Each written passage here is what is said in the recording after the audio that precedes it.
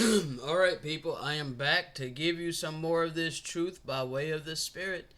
Alright, and we're starting up the audio from where it left off with the intro number 2. Okay, so I didn't cut anything from the audio. I'm just led to divide it up in segments, okay? Bite-sized pieces for people to be able to understand, okay? So the third video, the third video was going over the intro number 1, flowing by way of the Spirit, giving a bit more information. Okay.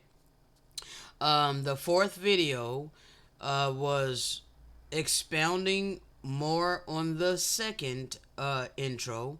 All right, and now we're on the fifth video. Okay, this is the fifth video, and we're just continuing in the audio from the full audio, basically, from evil cannot rule forever. Okay, so I did have to add my Brave browser. I had to go re-get Brave because Google is tripping, bro. They're forcing their freaking ads, man, and apparently they found a way around my ad blocker. So I'm having to use a whole different browser. Brave blocks all ads, so I'm able to not be plagued with ads using Brave. Okay, so let's go ahead and actually, before we come over here,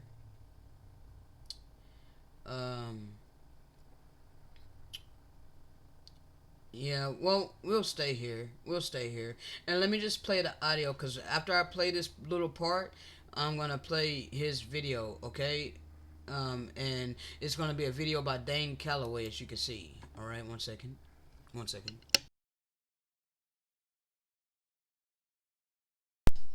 All right.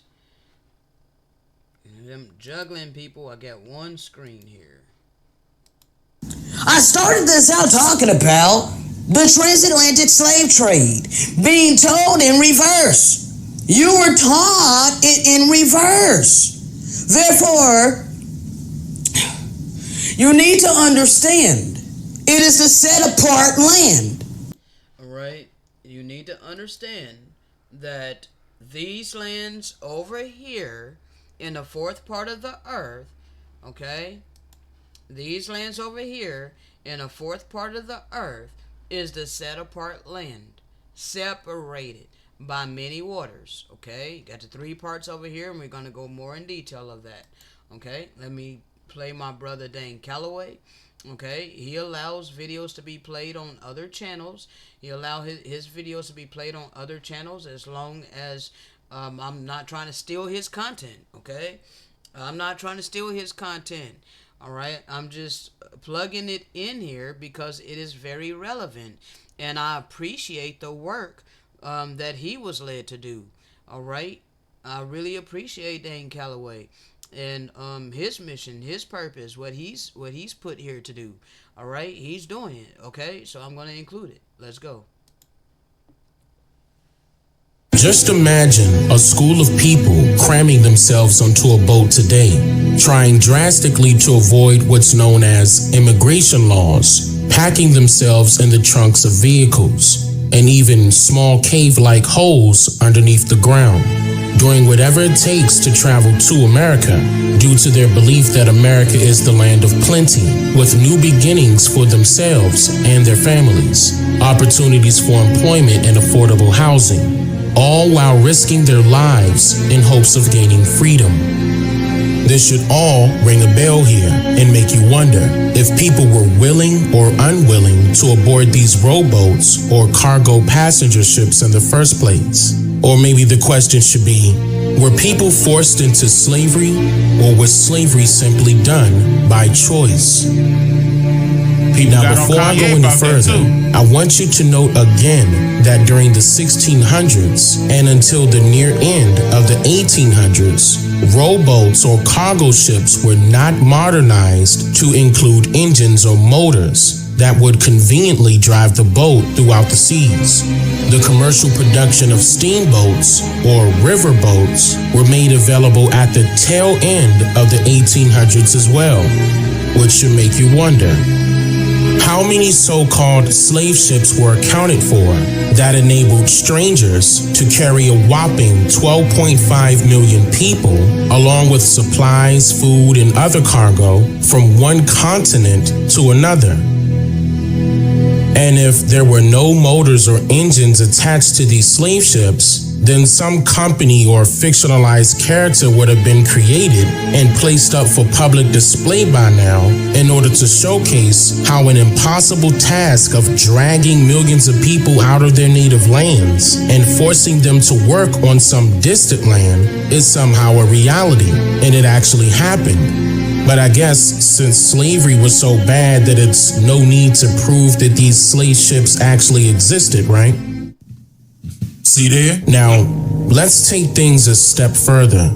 As you may know, this type of travel was extremely perilous during the time periods prior to any advanced technologies, allowing for more pernicious routes to be taken. Merchants or sailors traveling across the Atlantic using sailboats had no choice but to take specific routes based on the Volta do Mar Largo, which is a Portuguese phrase meaning turn of the wide sea. This Volta do Mar Largo phrase refers to the oceanic rotation that signifies the ocean's currents, which is why we are taught that the sea is divided into 5 oceans.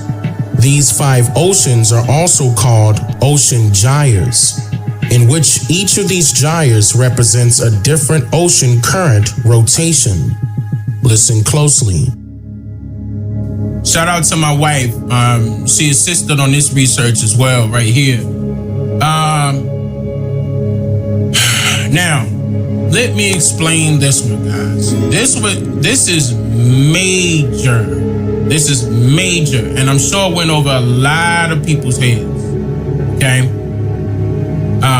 These ocean gyres are still in effect right now. Okay. Meaning, okay, the example I like this example that my wife used. She said, imagine when you're going on like a cruise ship, for example. When you're going on a cruise ship, you're traveling on a cruise ship and you're going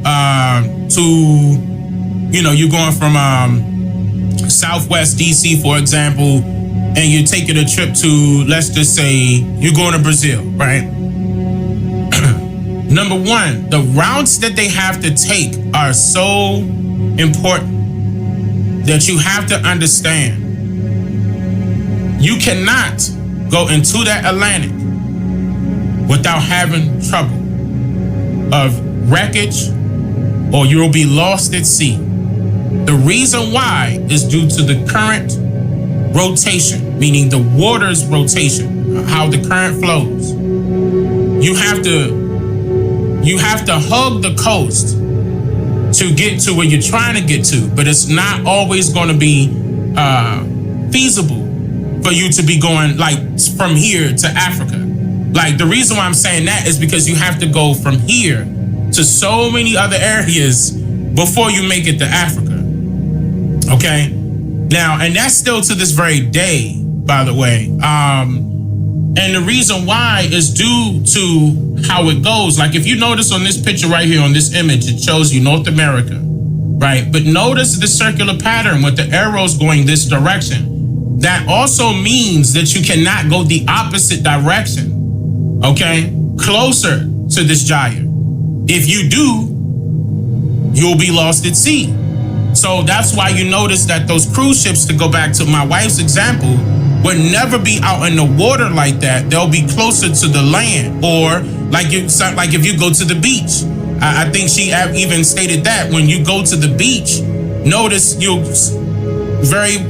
sometimes you'll catch them if you're out there on time. With the cruise ship would just hug the beach and keep going, and you wave at the people while you on the beach and they on the cruise ship, and because they're not supposed. They're going to be.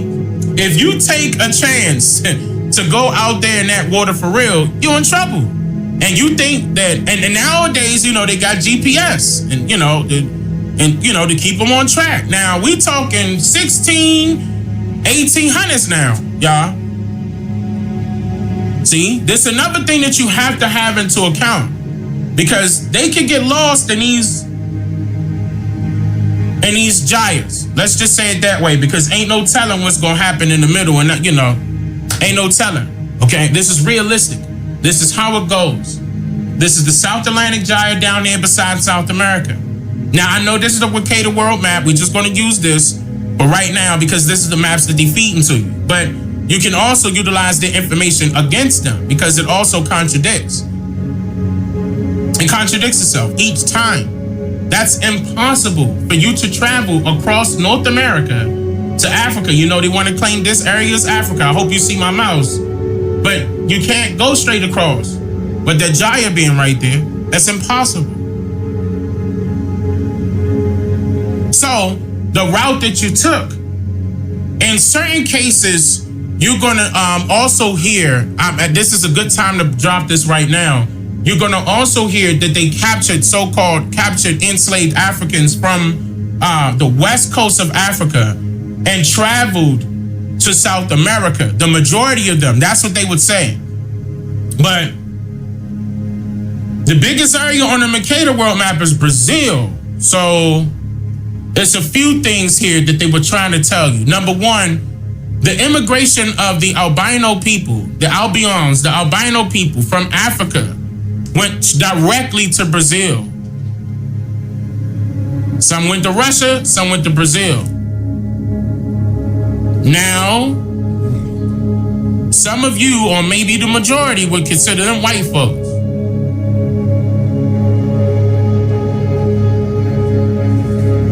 That's just one example.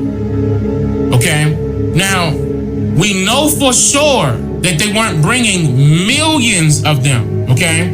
Let's say that they brought some that they could fit on the ships by the time they started creating actual huge size ships that had motors in them. But by that time, the transatlantic slave trade was allegedly out the door. So that once again doesn't add up, meaning that it was almost about to end by the time they got motors involved.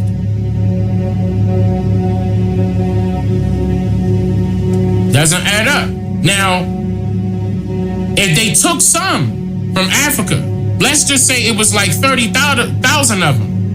For example, I'm just saying as an example, let's just say that they took 30,000 of them from a particular time period, not all at one trip, from a particular time period. Pick one in between the 16 and 1800s, right? Let's just say 30,000. Now, can that 30,000 populate all of South America? No.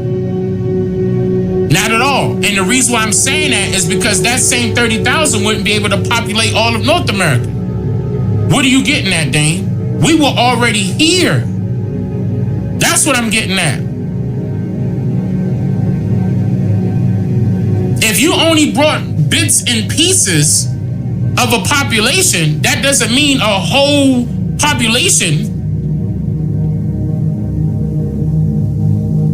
that's going to be in the 50s and the 60 millions in 200 years. Keep that in mind, not 400 years, 200 years. Don't forget this.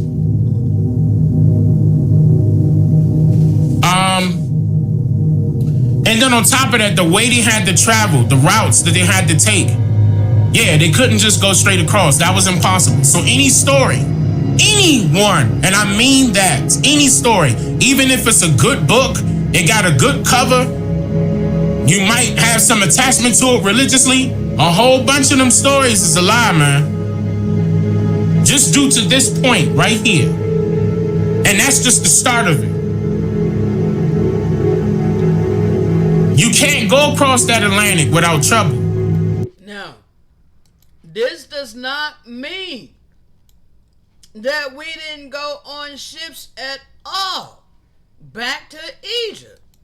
It does not discount Deuteronomy 68 or Deuteronomy 28 verse 68. Okay? You see this turn of the wide sea, right? They claimed in school that they took us from West Africa on slave ships across this North Atlantic Ocean to North America. My brother, Dane Calloway, explaining to y'all that this would be certain death. Okay? There's no way they came from here, okay, and went through this North Atlantic freaking ocean with this turn of the wide sea.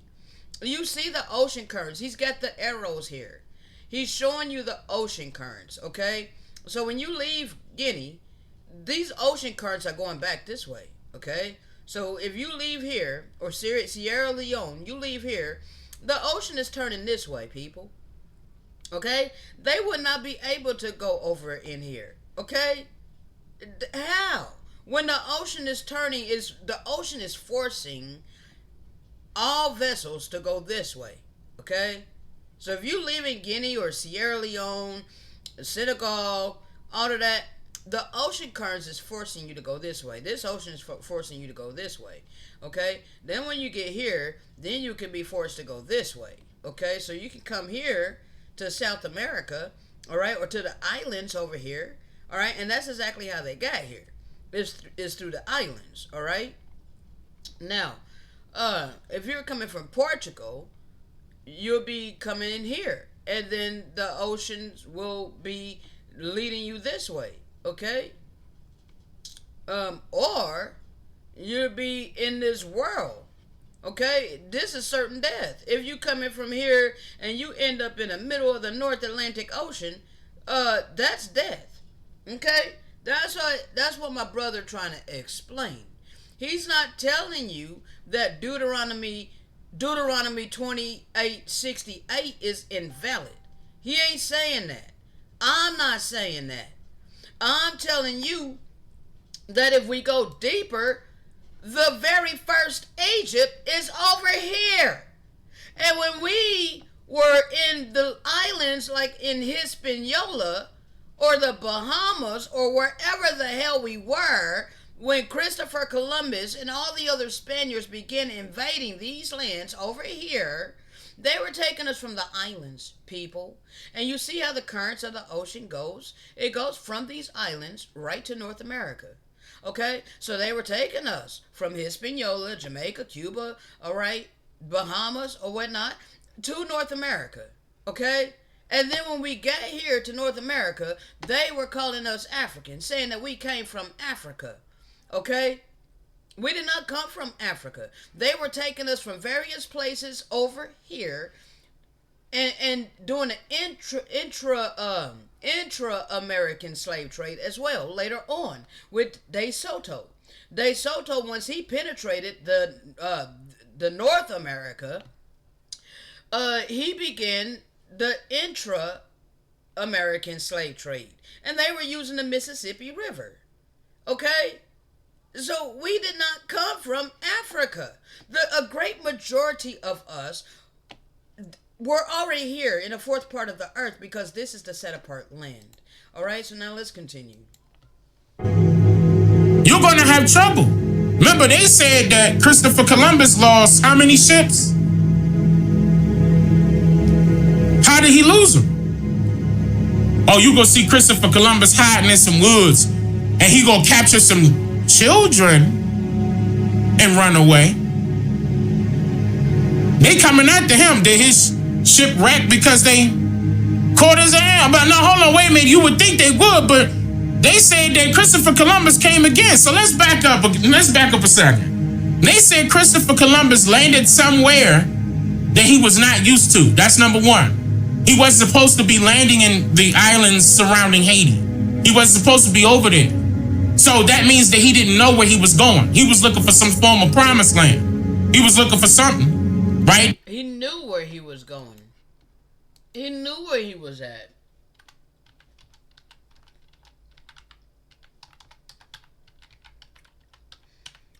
He called us Indians because he knew he was an India superior.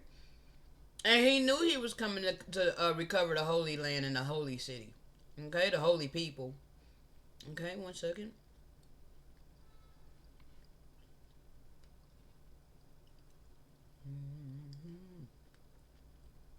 Give me just a moment.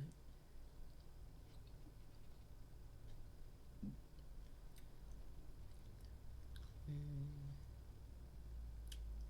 16. One second.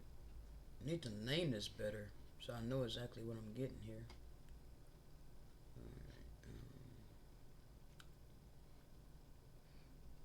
Okay.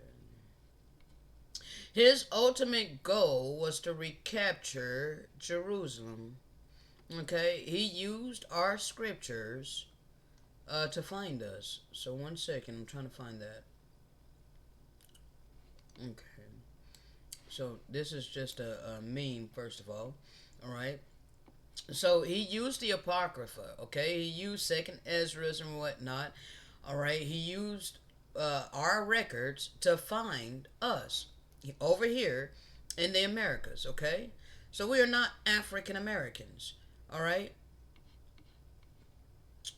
we are the American Indians. Okay, but that's what he initially referred to us as. But I don't even think we called ourselves Indians. We called ourselves by our tribe.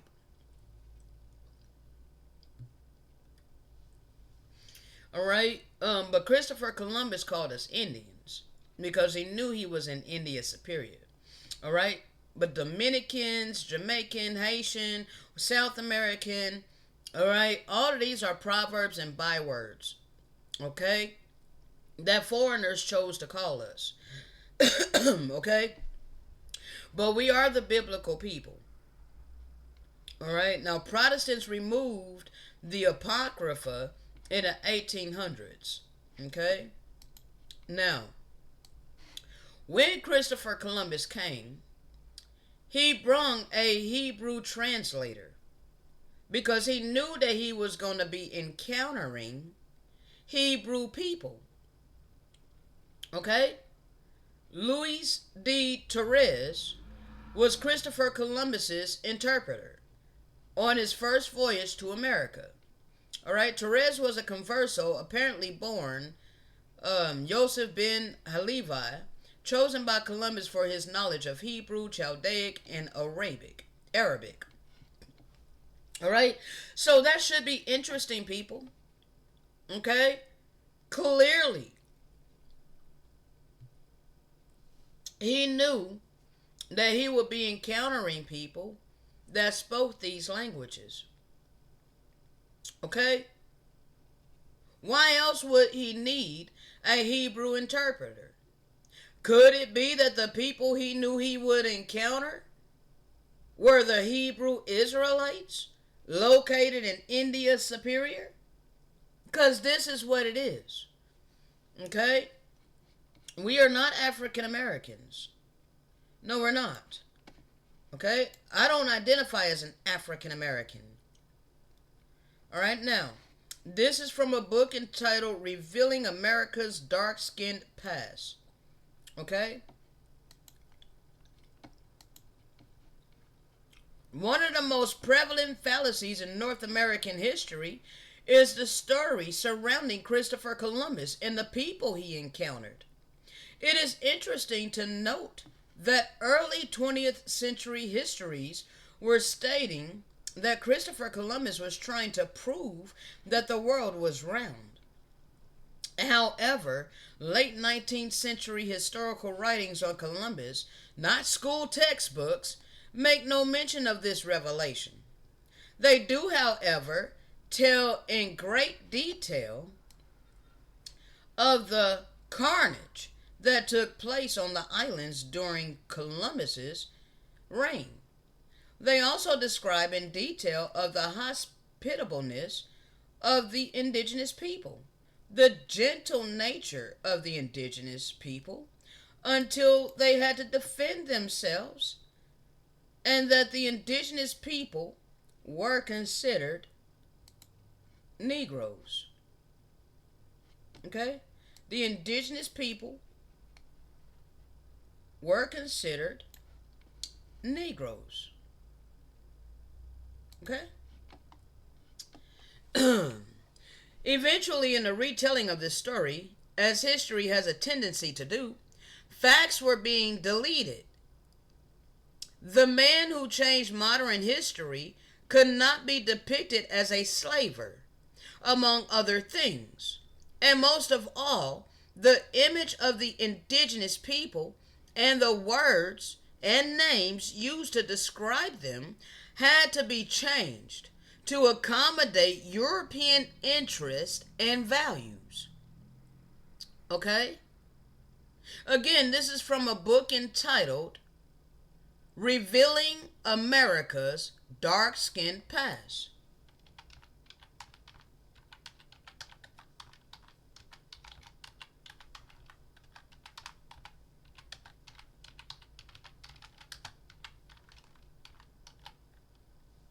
I don't really want to search in Brave, bro. I don't like Brave search engine.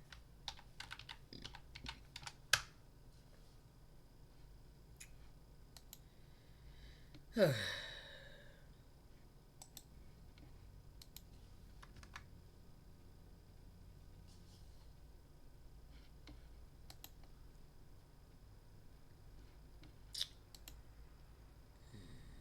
this is volume 2. It's really small, but you can see we were ruling, okay? We were ruling in this land, all right? Before the Europeans invaded, okay?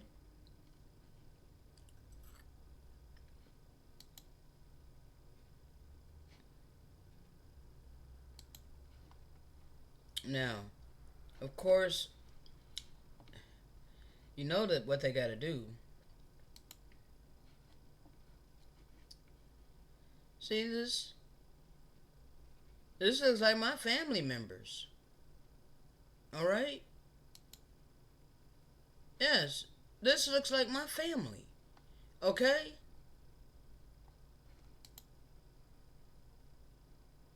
Well, now they gotta throw some other ones in there. 1 second. I seen something else. 1 second. Let me go back. Here again. Alright, see this? We used to have long hair. Many of our people don't have our long hair no more. Especially the females. Perms took care of that. Wigs and weaves these days. Because of the damage that the perms have done.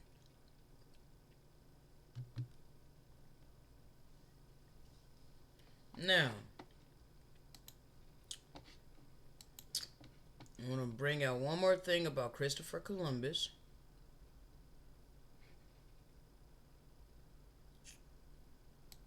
Let's see, what is this? The real slave trade.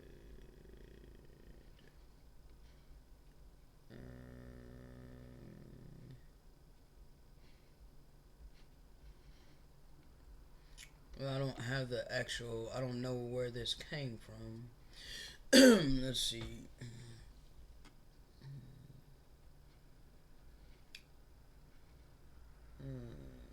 So basically, he was taking us from the Americas to Africa, all right, and to Europe. As a matter of fact, the first slave ship was from the Americas to Europe to meet the freaking king and queen of Spain, or I think. Let me see. 1 second. Yeah, I got me a snack, people. All right, 1 second.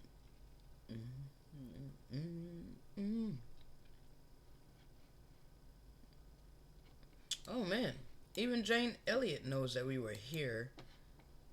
1 second, I'm trying to find that receipt I have about that.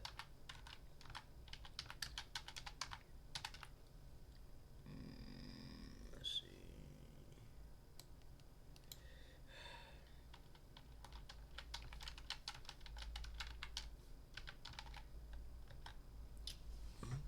The first slave ship was taking us from the Americas to Spain. Where the heck is that at? Was it Spain? I think it was Spain. I just wanted to make sure. I don't know why I can't find that receipt. 1 second, people.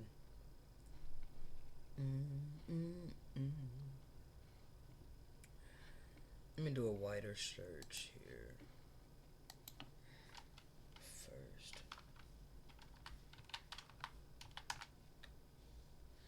Okay, let's see. Okay.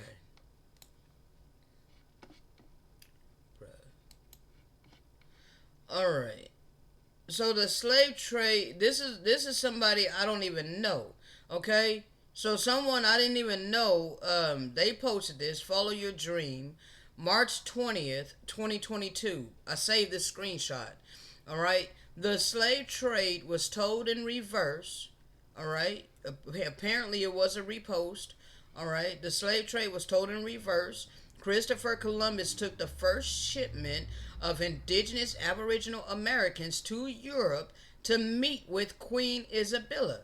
Okay, now if we scroll in here, zoom in a bit. All right, first of all, you see this illustration of the Negroes to be sold. You see how they're wearing feathers. You see how they're wearing kilts of feathers. All right, this is what Indians wore. Okay. And you see the depiction of the people here?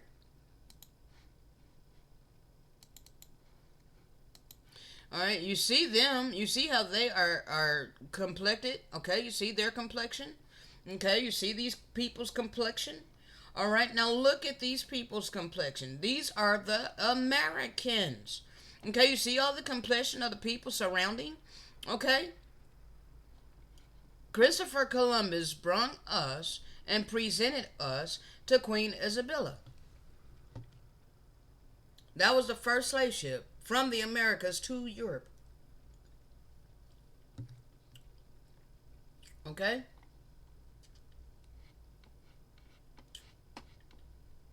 Now,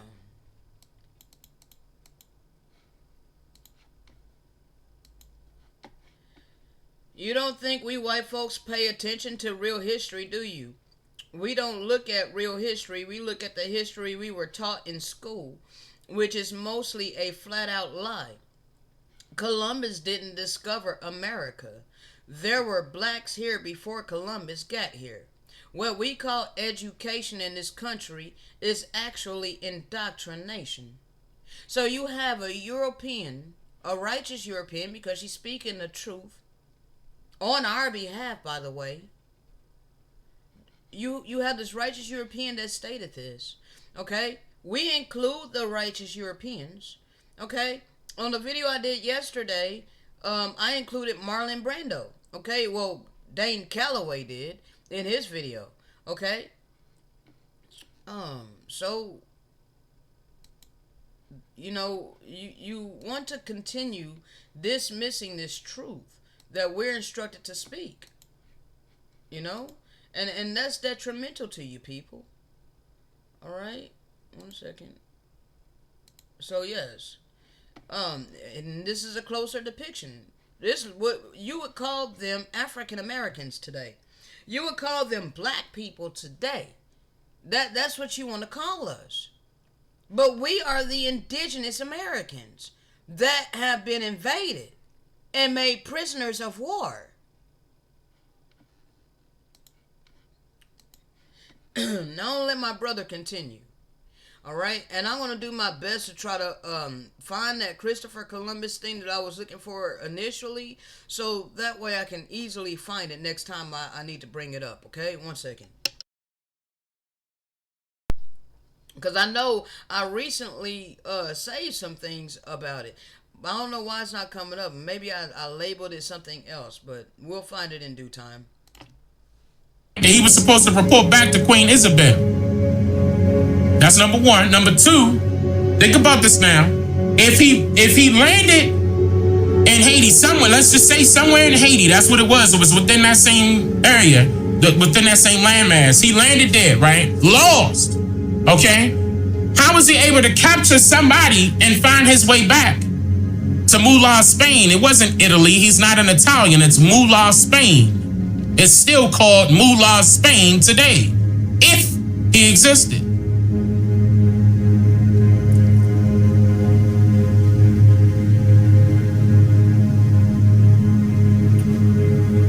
Oh, okay. Here. Lost tribes and promised lands, the origins of American racism. Enter Columbus. All right. He used the apocryphal text in Ezra's. All right. To find us. Okay. Um.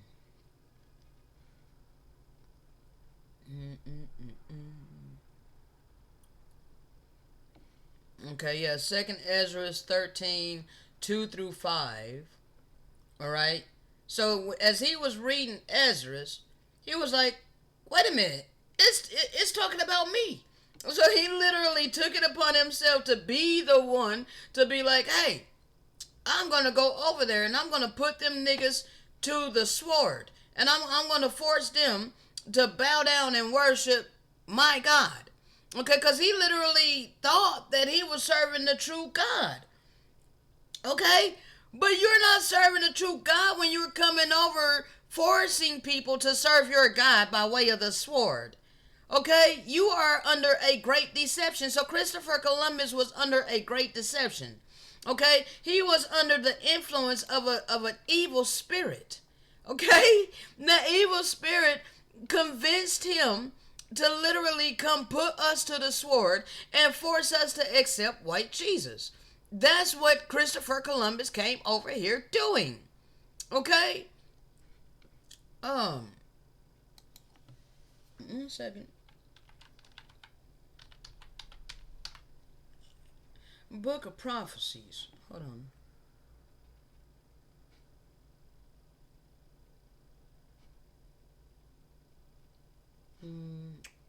Oh, is this it?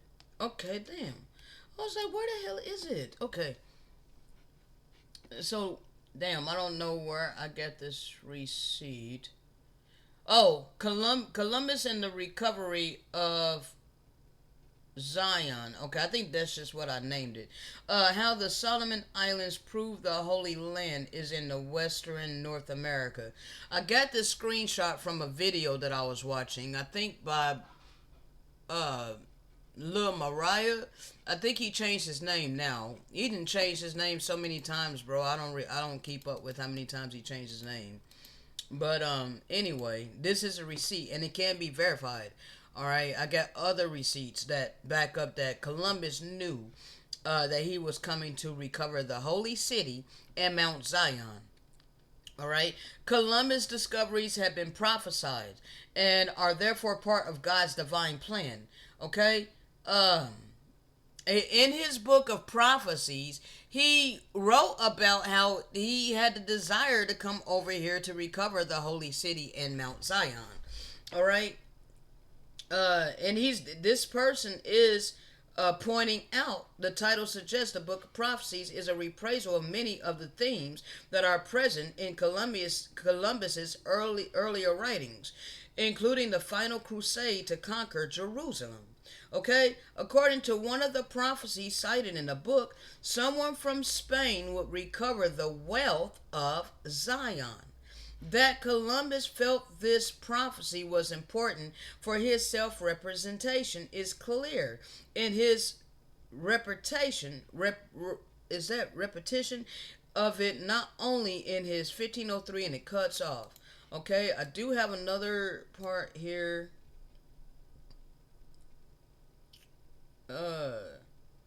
Let's see. While the economic and military aspects of the project are mentioned in Columbus's correspondence, the spiritual connections between the crusade to liberate Jerusalem and Columbus's enterprise of the Indies are dealt with in the Book of Prophecies of 1498, which Columbus was writing during the last decade of his life. Indeed, The opening passage already sets up the central theme of the book.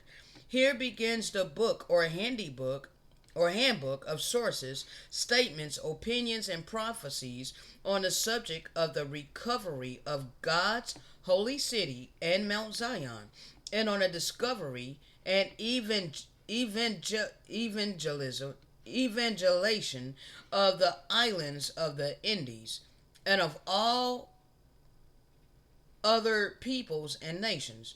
The discovery of the Indies and the liberation of Jerusalem are for Columbus parts of the very same enterprise. Okay? Now,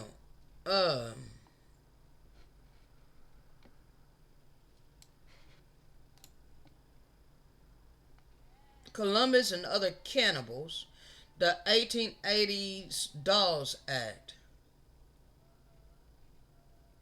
All right, the British, Portuguese, Spanish, and Dutch empires, for example, were at various times extensively engaged in the crime of seizing persons and selling or using them as slaves.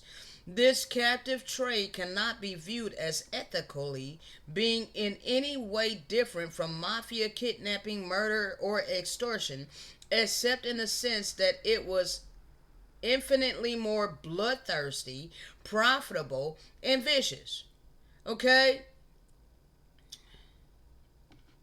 And then we know, I'm not going to go too deep, bro, but we were not able to get on the Dawes Roads. Okay? The true indigenous Americans did not get to take advantage of the Dawes Act. Okay? No. This rolled out the red carpet for anyone else with $5 to pay $5 to become us and get the benefits that was supposed to be for us that we never received. Okay? Now, one more.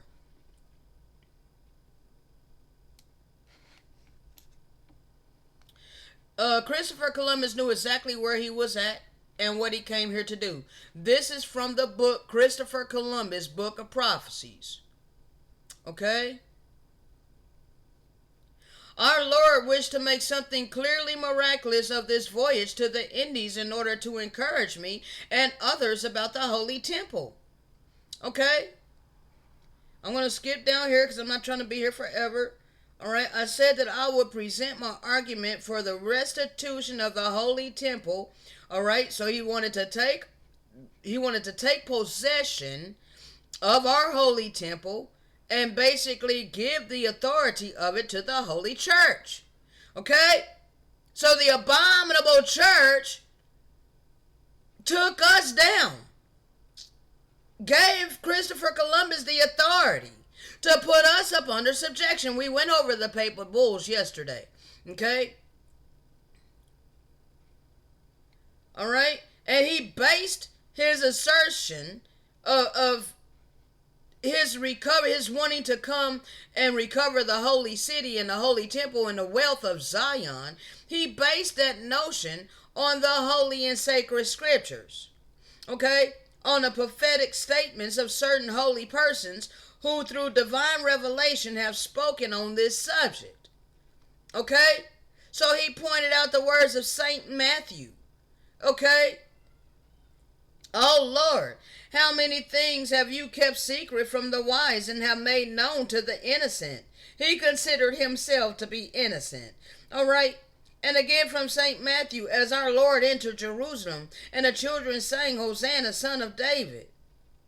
All right? So it cuts off, bro. So anyway, he used our records against us to put us up under subjection.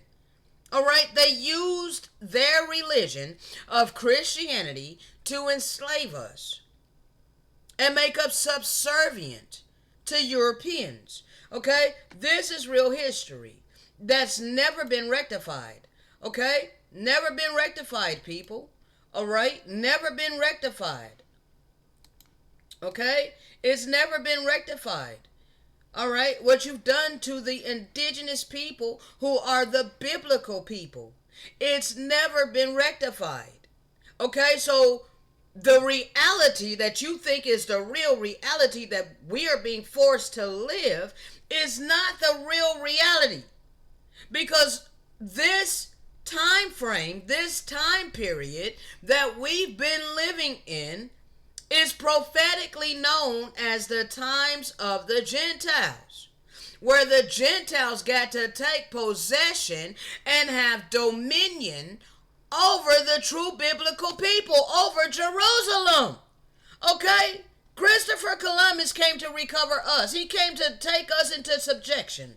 Okay?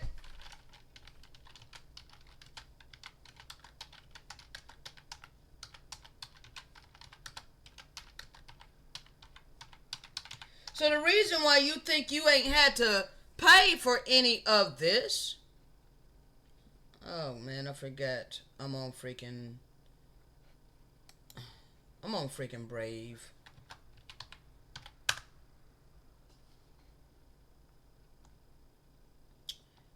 Can you not bring up the King James? Okay, here we go.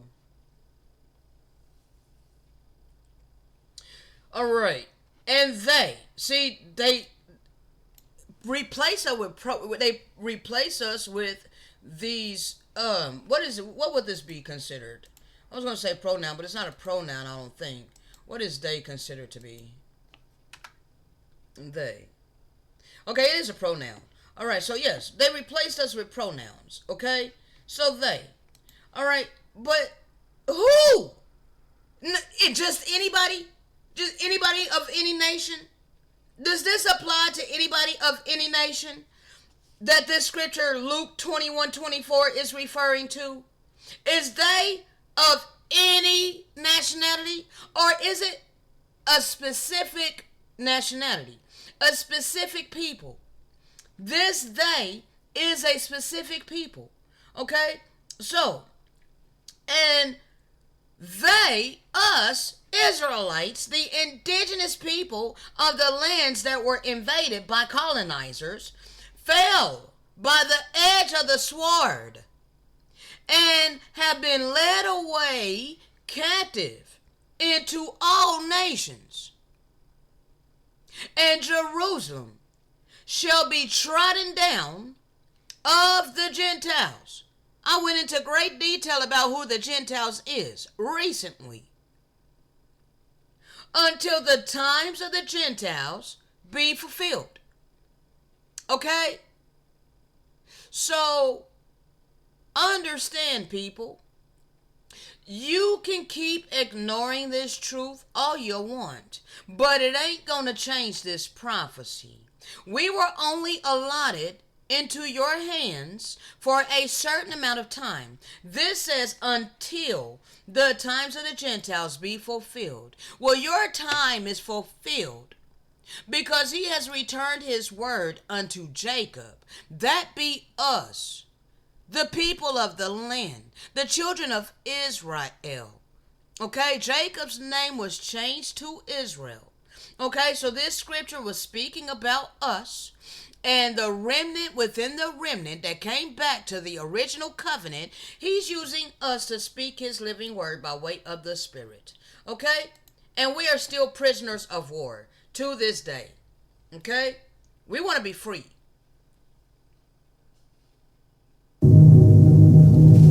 So, this is why we're passionate about the work that we do. Okay? Not just to spread the true and living word of the Most High, but it's to free all humanity and all creation. Because the truth shall set you free. Okay? That's why I'm a lover of truth.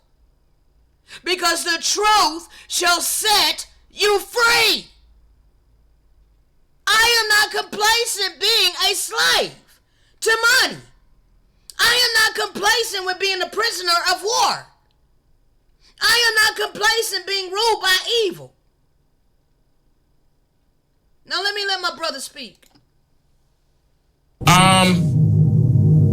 And then on top of that, the way they had to travel, the routes that they had to take, yeah, they couldn't just go straight across. That was impossible. So any story, anyone, and I mean that, any story, even if it's a good book, it got a good cover, You might have some attachment to it religiously. A whole bunch of them stories is a lie, man. Just due to this point right here. And that's just the start of it.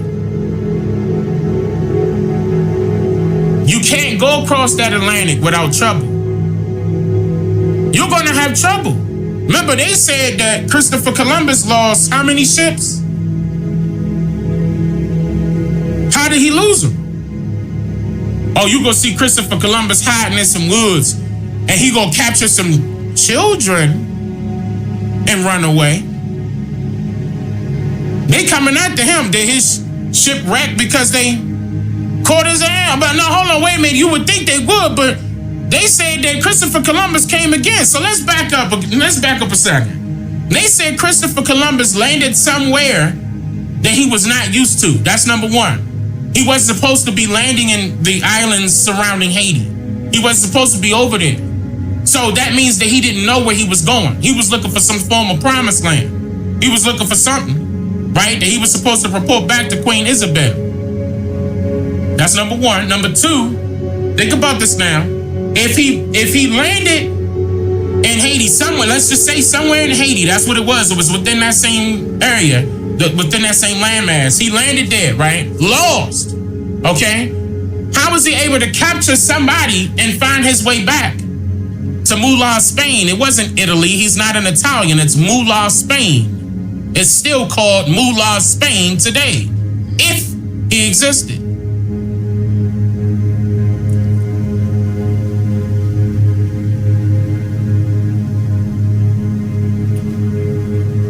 So all of a sudden he lost, and he gonna know his way home now? He wasn't lost. He knew exactly where he was at. He knew exactly what he was coming over here to do. Did he have some help? Who was the help? If he had help, who was the help? He did come back, allegedly, to the story with this, the story that they're giving us, and he came back with Iberians.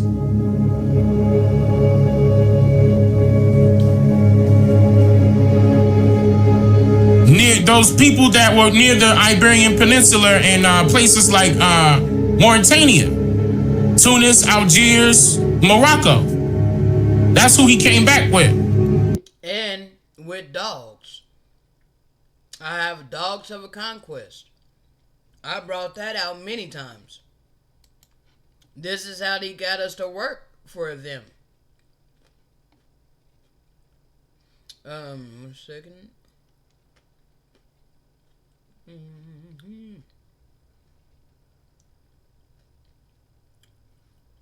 1 second.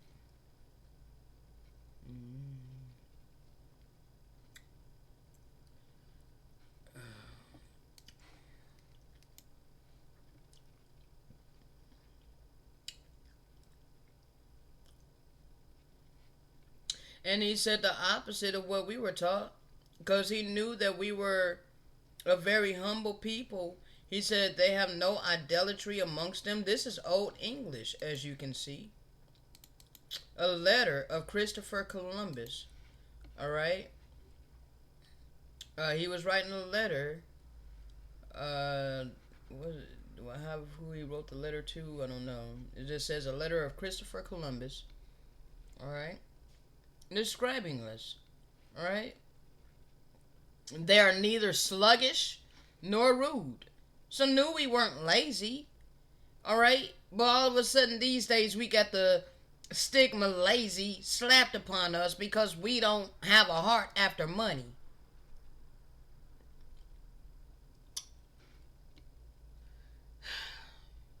They have no idolatry amongst them, but seem to have a firm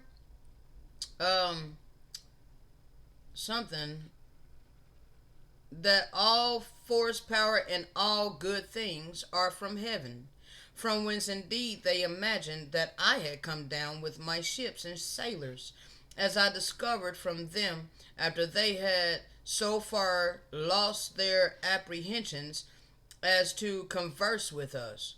They are neither sluggish nor rude.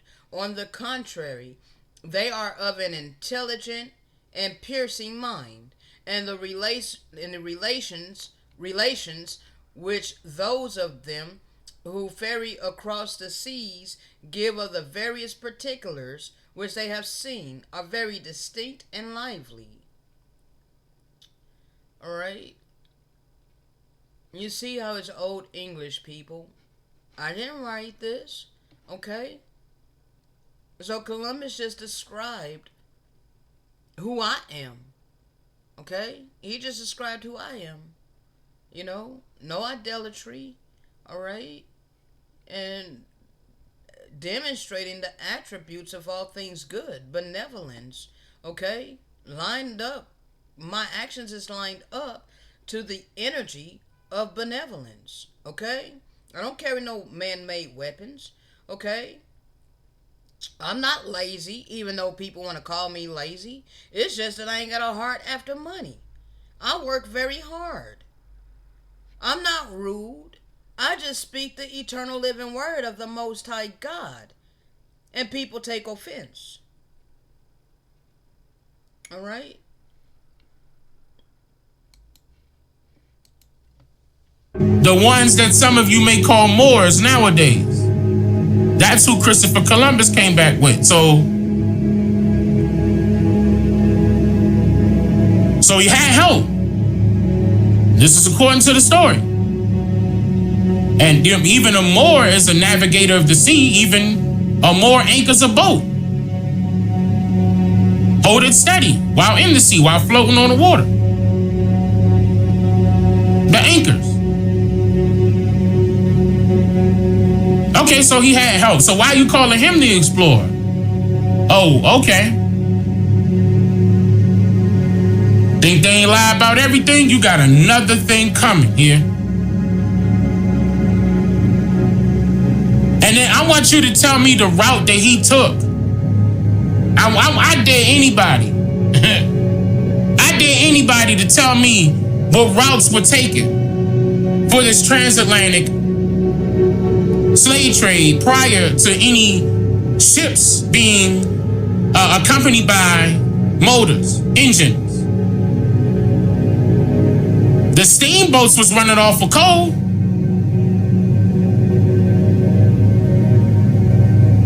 So were the engines at one point. So I'm talking about prior to any of that. How? And unwillingly, on top of that, keep in mind, unwillingly.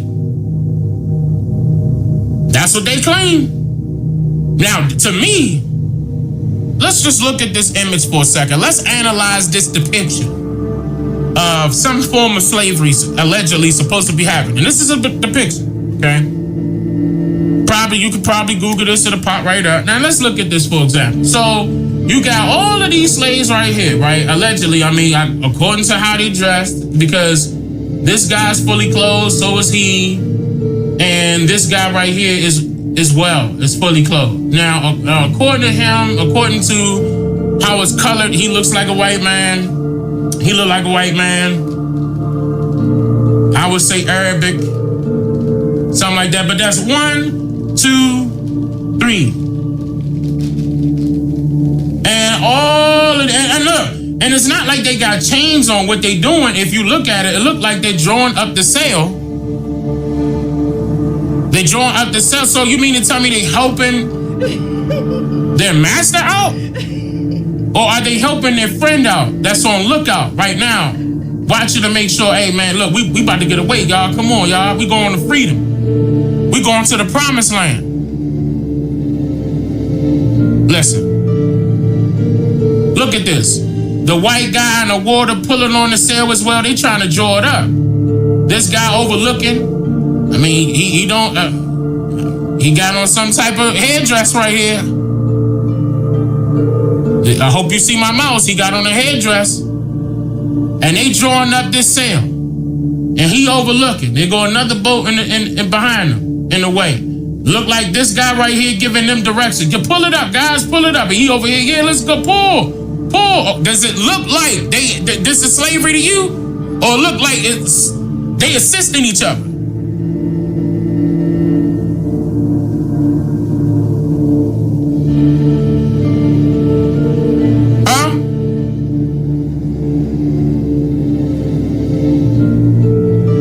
no chains, no shackles on them. Like we can tell by these two people right here.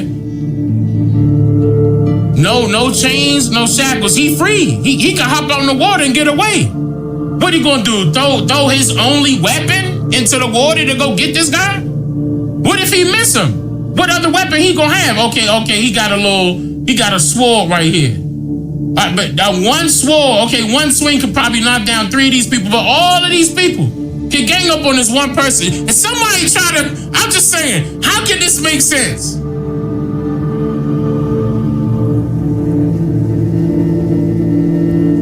They helping each other.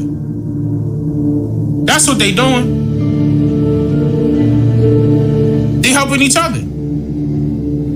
I mean, if you just think about this now, say for instance, God forbid something happened to America, right? What if a neighbor of yours that just so happened to be white got a boat? Like I'm just saying, as an example, got a boat, and y'all trying to get the F up out of America because something going on, God forbid, right? You're not gonna get on that boat and roll out. Hey man, look, we got food, we got drinks. You gonna be good, man. The trip is this long. We gotta go somewhere else. We going. I don't know. It's probably gonna take us a lot, but I got everything that we need. We just can't have a lot of people on here because we got to keep the amount of resources that'll keep us up for the amount of whatever length it is for us to travel wherever they're going. Are you gonna stay in America and let whatever happen in America happen? Like forget it. All right, okay, that's it. All right, fine. All right, but the guy offered you a ride. That's a form of friendship, form of something. You can say yes or no. The reason why I'm saying that is because you can tell that a lot of people said no. Those that said yes on the boat, and how come they not up under it? Uh-oh. How come they on top? Like how we saw in that other picture. They on the deck. I said that clean up, didn't I? I set that clean up. Because they on the deck. Like, I mean, please explain that. I thought you was in the bottom. Right. Chained up. Sardine. What happened? Why you on the top on the deck throwing up the sail? You got this many supervisors?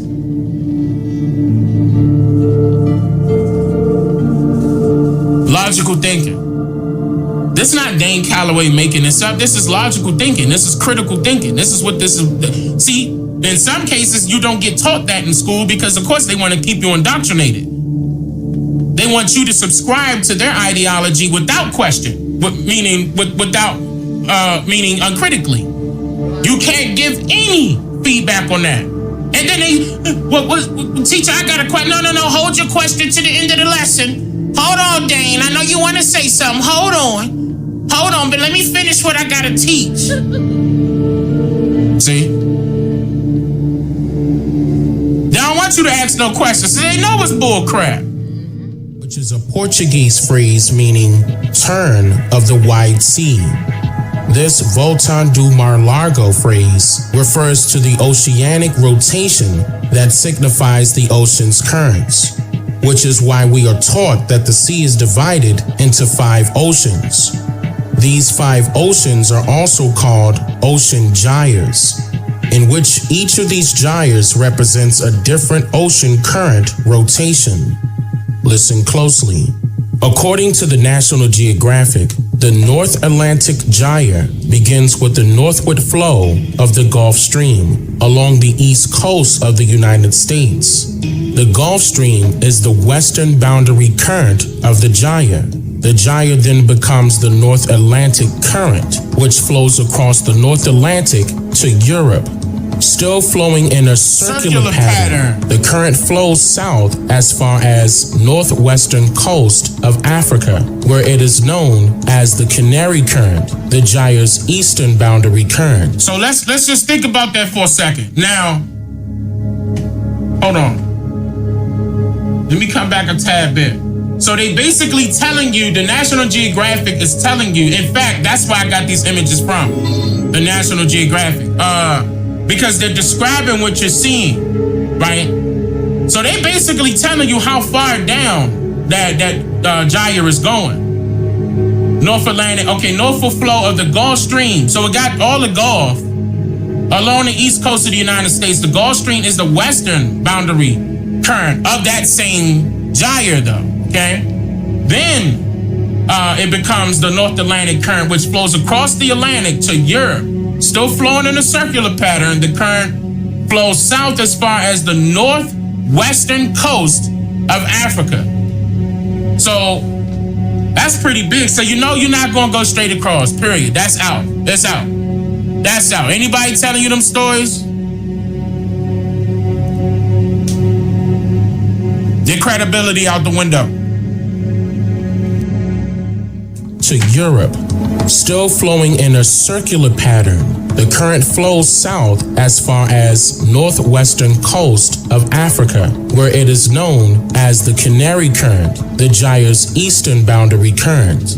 The gyre is completed as the North Atlantic equatorial current crosses the Atlantic Ocean to the Caribbean Sea.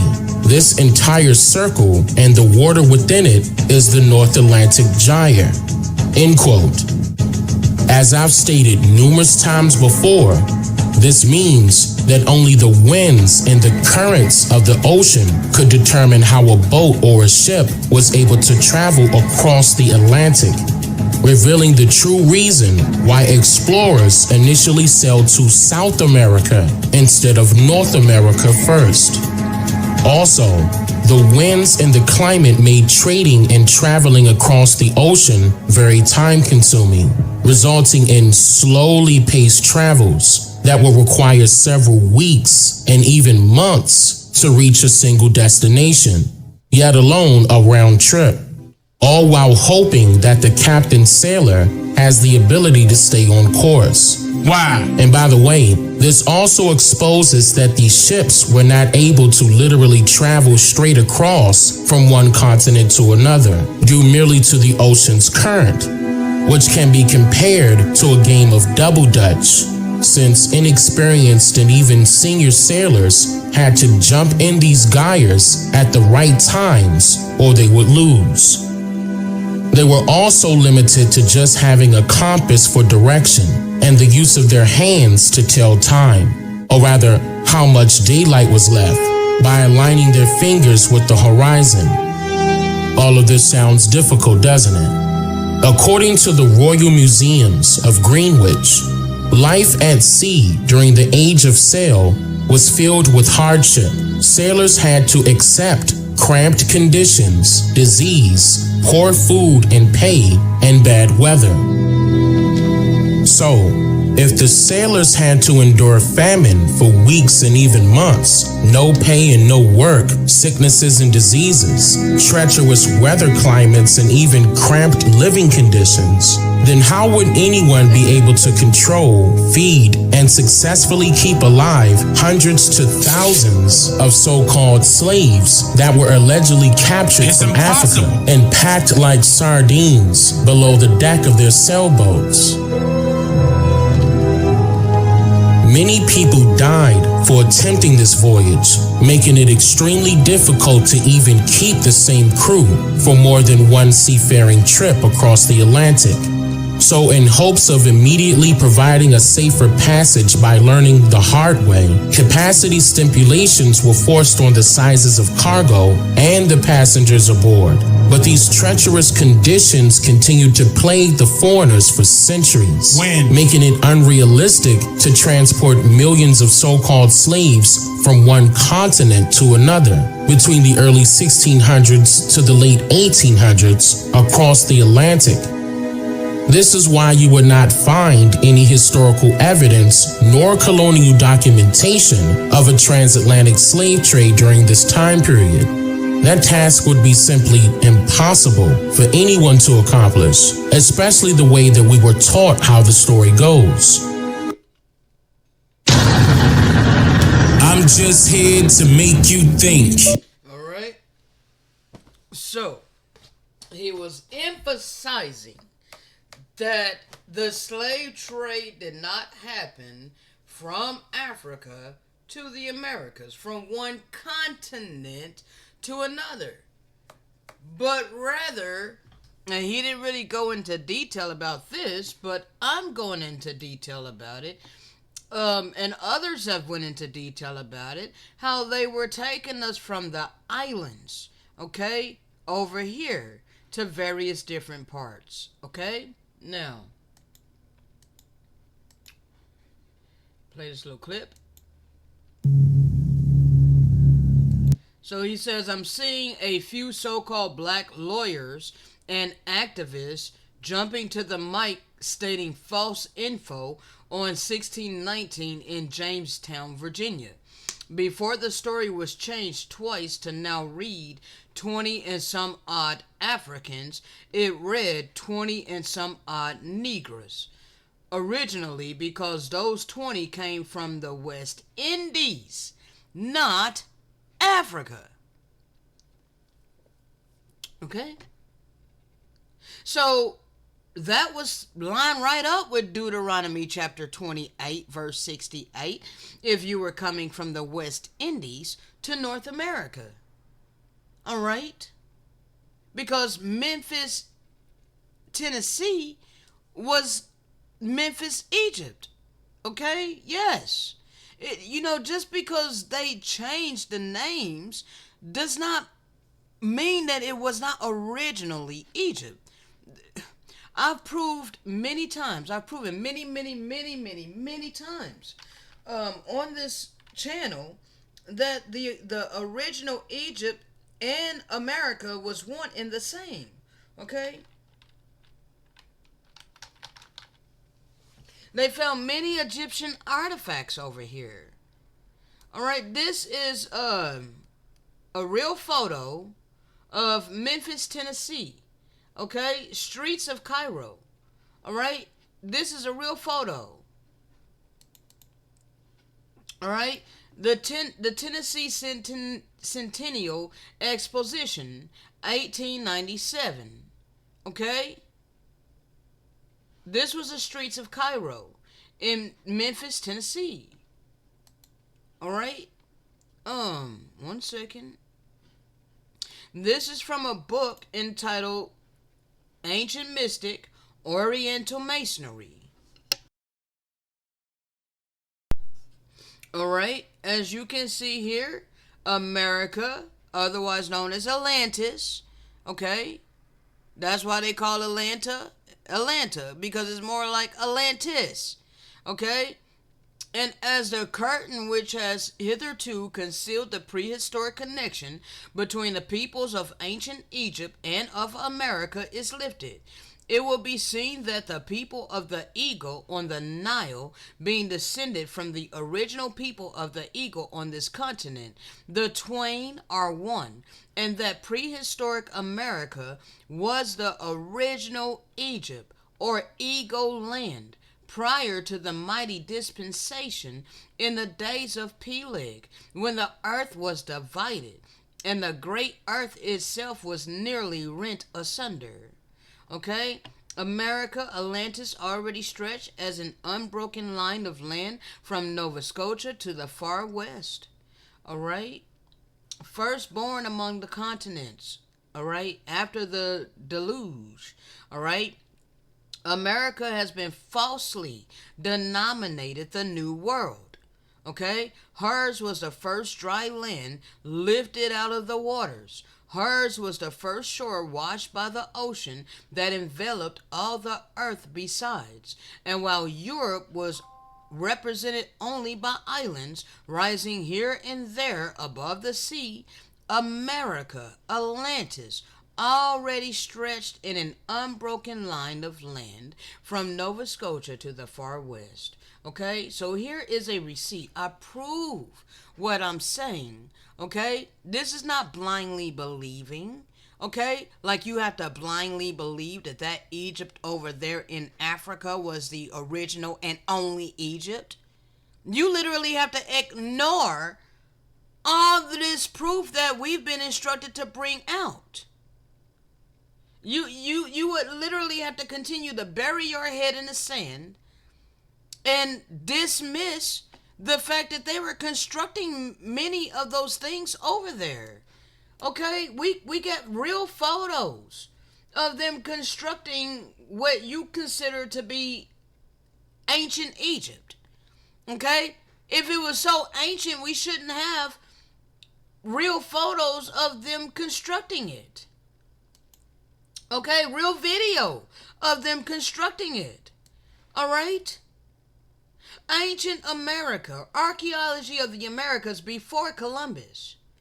Okay, so an Egyptian presence in BC America. So again, if we were coming from the West Indies, people, if we were coming from the West Indies to North America. To watch all of my. Oh, dang, come on now.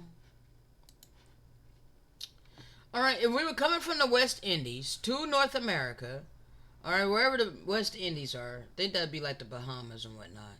All right, if they were taking us from here, or like these little islands here, all right, in Hispaniola, Cuba and whatnot. Okay, these little islands here. All right, is that Caspian Sea? All right. Anyway, they were taking us from the West Indies to over here. All right, that doesn't mean we came from Africa way the hell over here. All right. So if they picked us up on ships from the West Indies and took us over here to what was originally known as Egypt, that does not discredit Deuteronomy 28 verse 68. It actually fulfills that. Okay?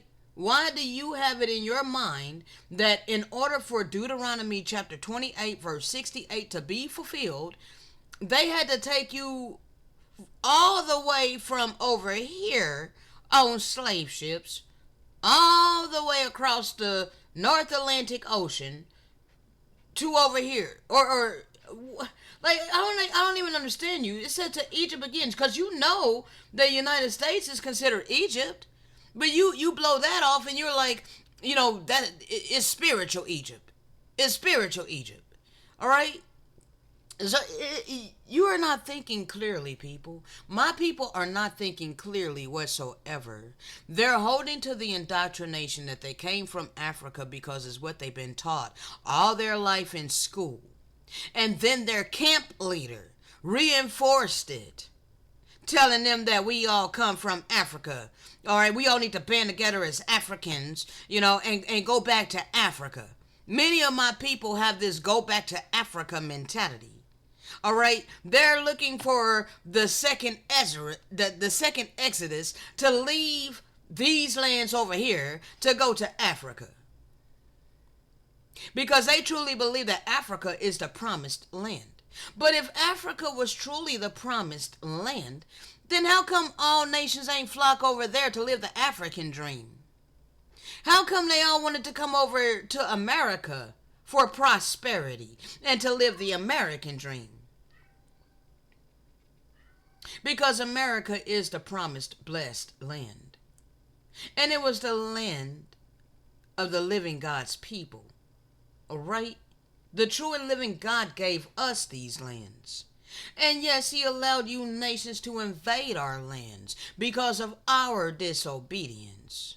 But now we have returned to his covenant. And now we're instructed to speak this living word to you. Whether you receive it or fail to receive it, whether you listen or you fail to listen, nevertheless, you're about to be dealt with by karmic fate. Okay?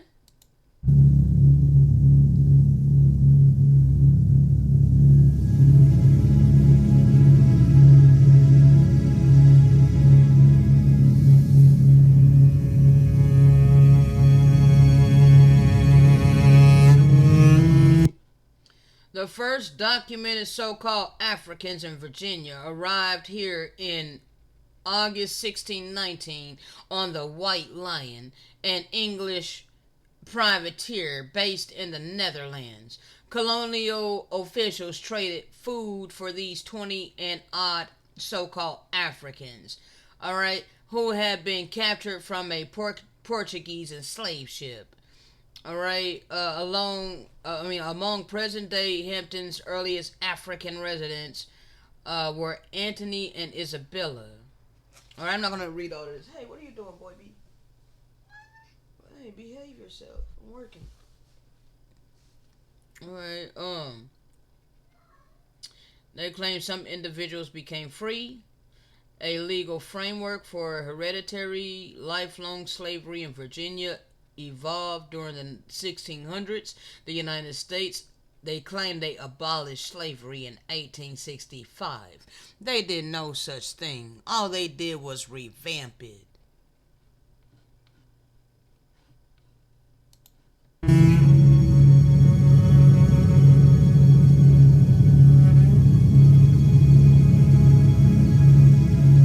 All right, John Rolfe is the person that is responsible for that quote. It was taken from his law journal where he detailed the ins and outs of each tobacco transaction in the colony of Virginia by order of the Virginia Company of London.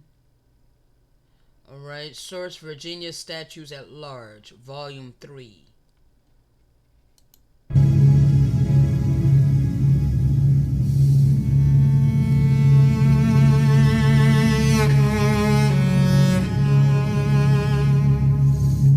This is the second time it was changed. I'm going to show you all something. These are the manuscripts of the Virginia Company of London. Look closely at the quote here. It says 20 and odd Negroes, okay? The West Indies. This is talking about the West Indies, where they got it from. That's where they were going back and forth. So they were going back and forth from the West Indies. All right? Not from Africa, but from the West Indies. Okay?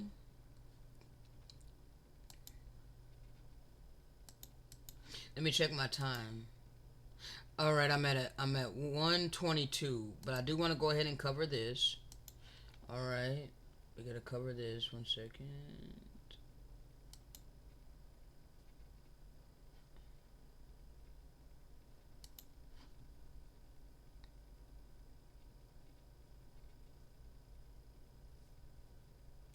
Ooh, dang it.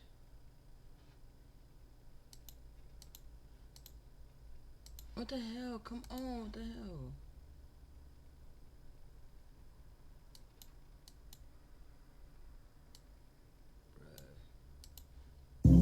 Throughout today's society of America, the process of education is based solely on the credence to that which is most popular by public opinion, rather than which would be truthful by way of logical and critical thinking. Compulsory school curriculums in history, for example, Oh, come on, bro. derives from fabricated Hold on, people. My freaking PC being retarded. folk tales that were authorized by Oh my god! This is really annoying. 1 second. Should not be doing that. Give me just a second, people.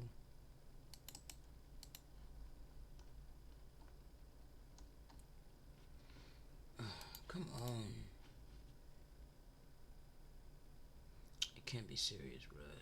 manipulative social engineers of the 19th century. Alright, whatever, bro. This is like really irritating me now. Let me take it down. Hopefully this will be better. And their opinions alone are somehow credible and are unmolestedly deemed as historical facts without being constructively criticized or even publicly challenged for validation and accuracy. It's as if people now concluded that if something can be believed by the masses, then they should just tag along and follow the crowd and believe it too. But how did we, as a people, allow our history to be written solely on the basis of a stranger's opinion or by popular belief? Why would these strangers have a right, or even the knowledge for that matter, to tell the stories of our actual history here in America, when the truth is, those strangers were not living here with our indigenous ancestors to bear witness to any account to begin with?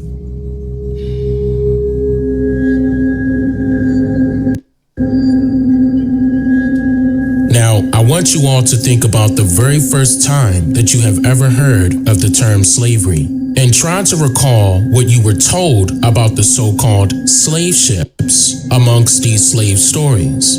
Many of you can recall hearing information given to you concerning the slave ships themselves, deriving from third-party sources, and maybe not your school initially, but that's very important to note, because we must now... My CPU is 100%, people, and it's really irritating me. I'm going to take it down to 720. So hopefully this will stop tripping, because I can't stand that. Ask, where did these third-party sources retrieve their information about the slave ships in general? These third parties are things like books and movies and even the media that tends to give their cultivated possible descriptions of these so-called slave ships based merely on their perception of what they consider to be a fact, based on information taught by a stranger, or rather by someone else's opinion.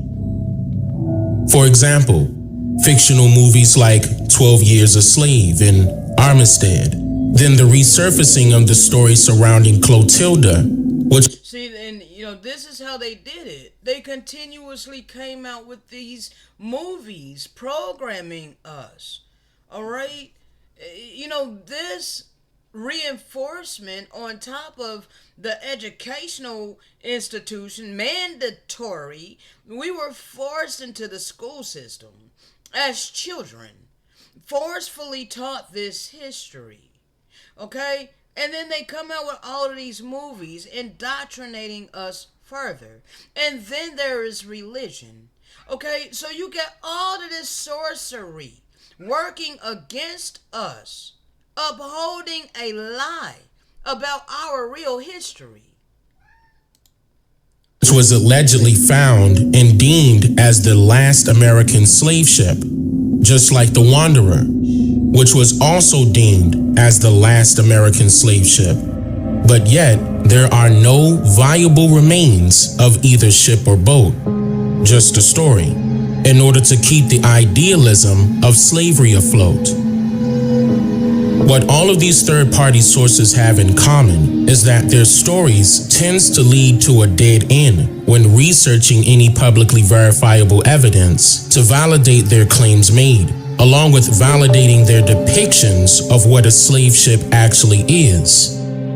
So, what's a depiction? A depiction is an old French word that is defined as a portrayal in picture or a representation in words, a portrait.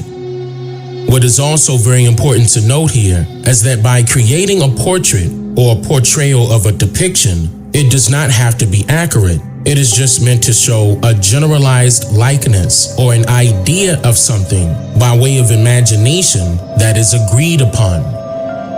According to an 18th century painter and the founder of the Society of Arts, Sir Joshua Reynolds stated that, quote, "In portraits, the grace, and we may add, the likeness consists more in the general air than in the exact similitude of every feature." So, what does all of this have to do with the existence of slave ships?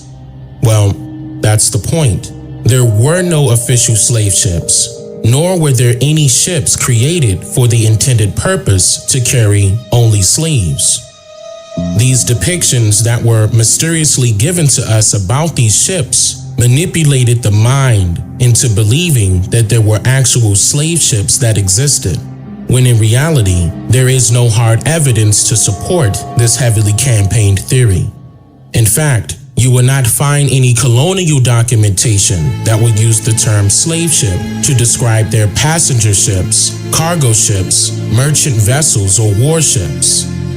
This means that these stories of slave ships are contradicting themselves, because these ships were actually wooden sailboats that did not include utilitarian motors as a convenience. These motorless sailboats were originally known as rowboats that were called skiffs, dories, and wherries that were chiefly propelled by the use of sails and oars, for navigating the boat even through tumultuous seas, violent winds, and unexpected climate changes.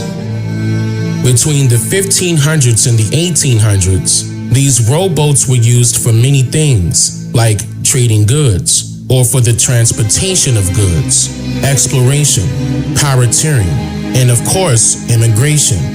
But just not those stories of immigration that most of you are accustomed to hearing about. And here's what I mean by that.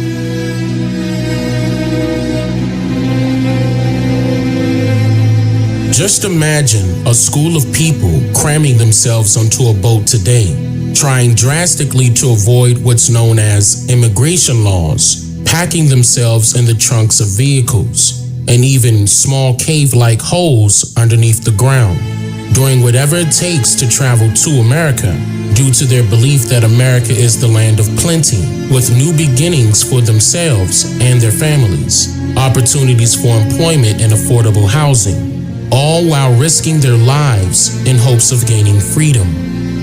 This should all ring a bell here and make you wonder if people were willing or unwilling to aboard these rowboats or cargo passenger ships in the first place. Or maybe the question should be, were people forced into slavery, or was slavery simply done by choice?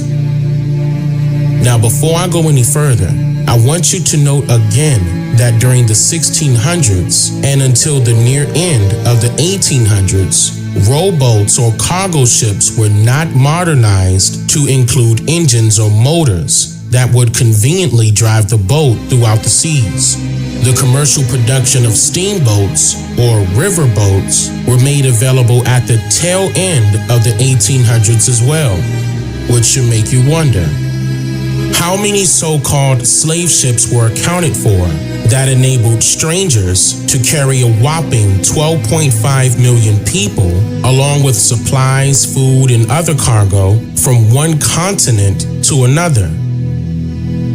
And if there were no motors or engines attached to these slave ships, then some company or fictionalized character would have been created and placed up for public display by now in order to showcase how an impossible task of dragging millions of people out of their native lands and forcing them to work on some distant land is somehow a reality, and it actually happened. But I guess since slavery was so bad that it's no need to prove that these slave ships actually existed, right? Now, let's take things a step further. As you may know, this type of travel was extremely perilous during the time periods prior to any advanced technologies, allowing for more pretentious routes to be taken. Merchants or sailors. This is the same thing we just watched, I think. Hold on a second, people. Let's see. Open link in new tab. Yeah, because I remember that specifically. Alright, because we don't have to go over this again. Alright? Because we just went over this. Alright? But I wanted you to see the first part of that. For sure. But if he's going to get into the same thing, then we shouldn't have to watch this whole thing. Hold on. Yeah, he's going to get into the same... Okay. I think the same thing. Let's see.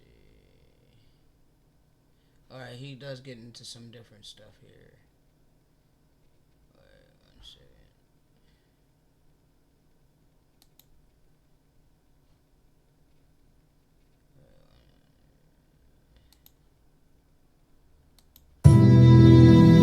So, if the sailors had to endure famine for weeks and even months,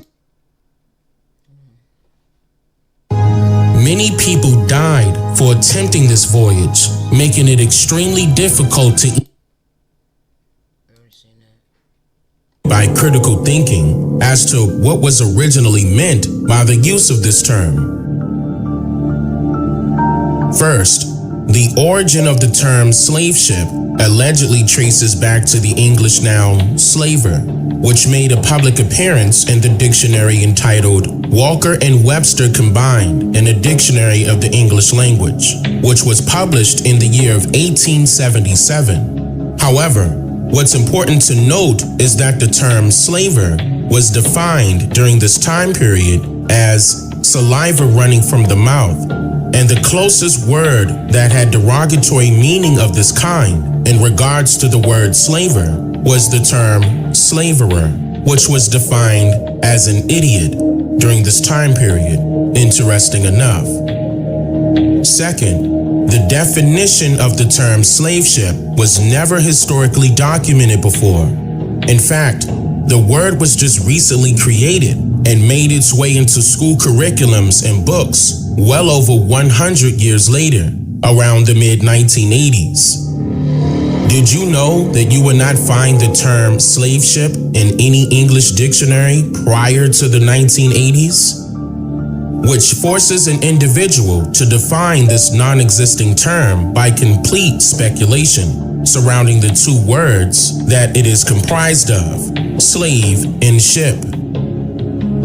In the year 1828, the word slave was defined as one who has lost the power of resistance, or who surrenders himself to any power, whatever.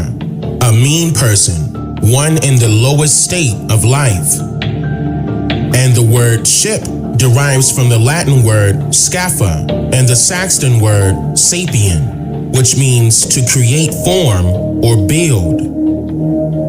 And so, over time, the perception of this depiction of a slave ship is based on a particular portrayal in picture and representation in words, which has been clouded by the idea of conceptualism, deriving from the basis of conceptual art.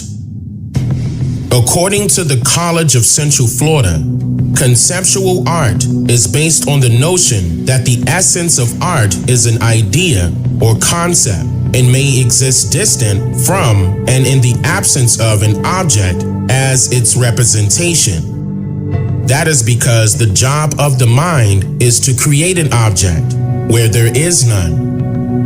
It goes on to state that conceptualism began in the first half of the 20th century, not as an artistic movement, but as a philosophy, a questioning of what was taken for granted.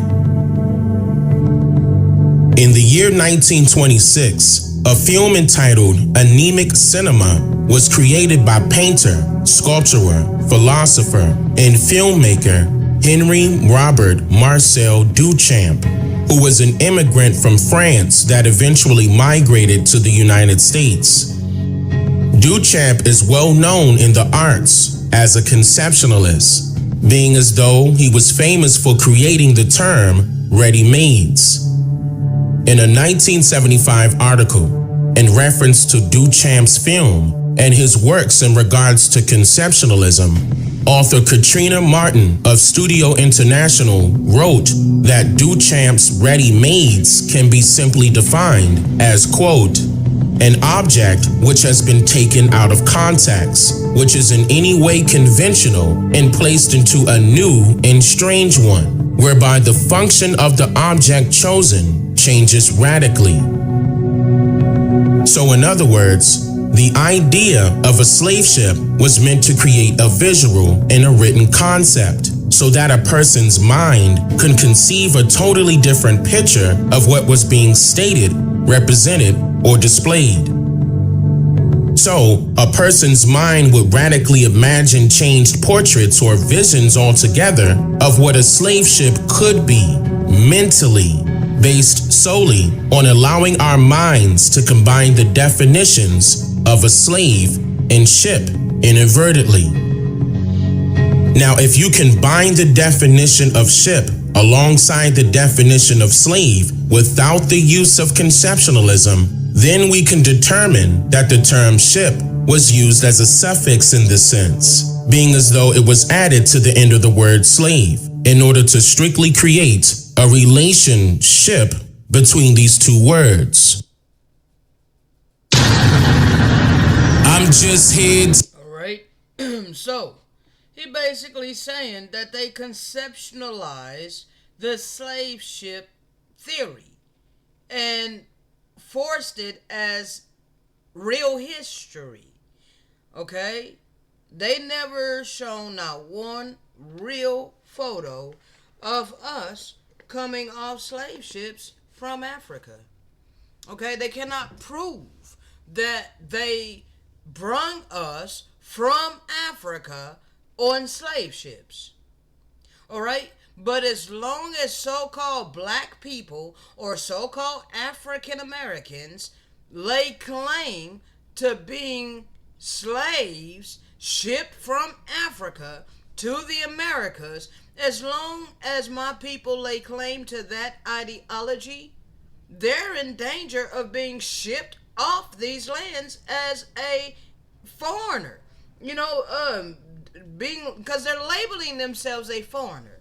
To call yourself black and or African American is to identify as a foreigner on this land.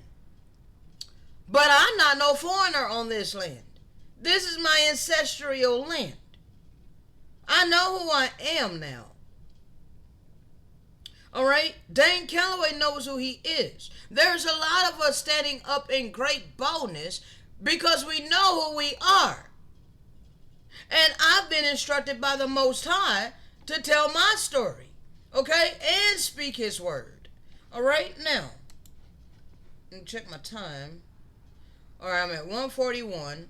All right, I want to kind of finish up this point. We're not going to get through the whole part of this audio, I don't think. Well, I'm going to try to see. Therefore, you need to understand it is the set apart land. Set apart. There's 3 parts, and then there's the 4th part. The set apart land. The Americas. The natural ocean currents make it very difficult to come from the 3 parts over to the 4th part. Wouldn't it make more sense that this set apart land that's difficult to get to would be the set apart land for the set apart people? And then it connects to Baruch 2:30, where he said that he would awaken his people in the land of their captivity, and they shall remember themselves. All right. So, you know, many people want to cast off this prophecy.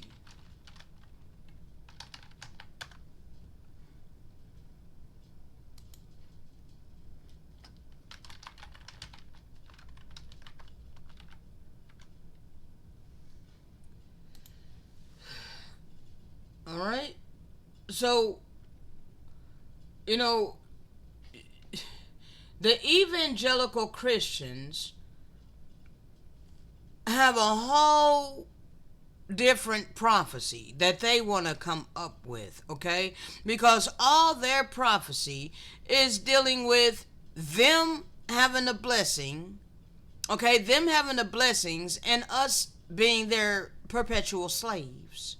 All right, them being raptured, all right, and us just forced to be here, going through whatever hell is coming upon the earth. You know, the great tribulation or whatever.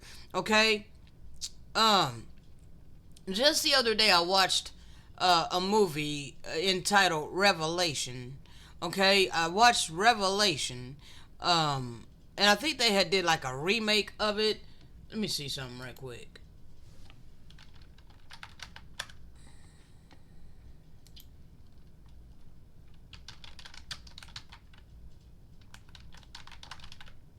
Oops.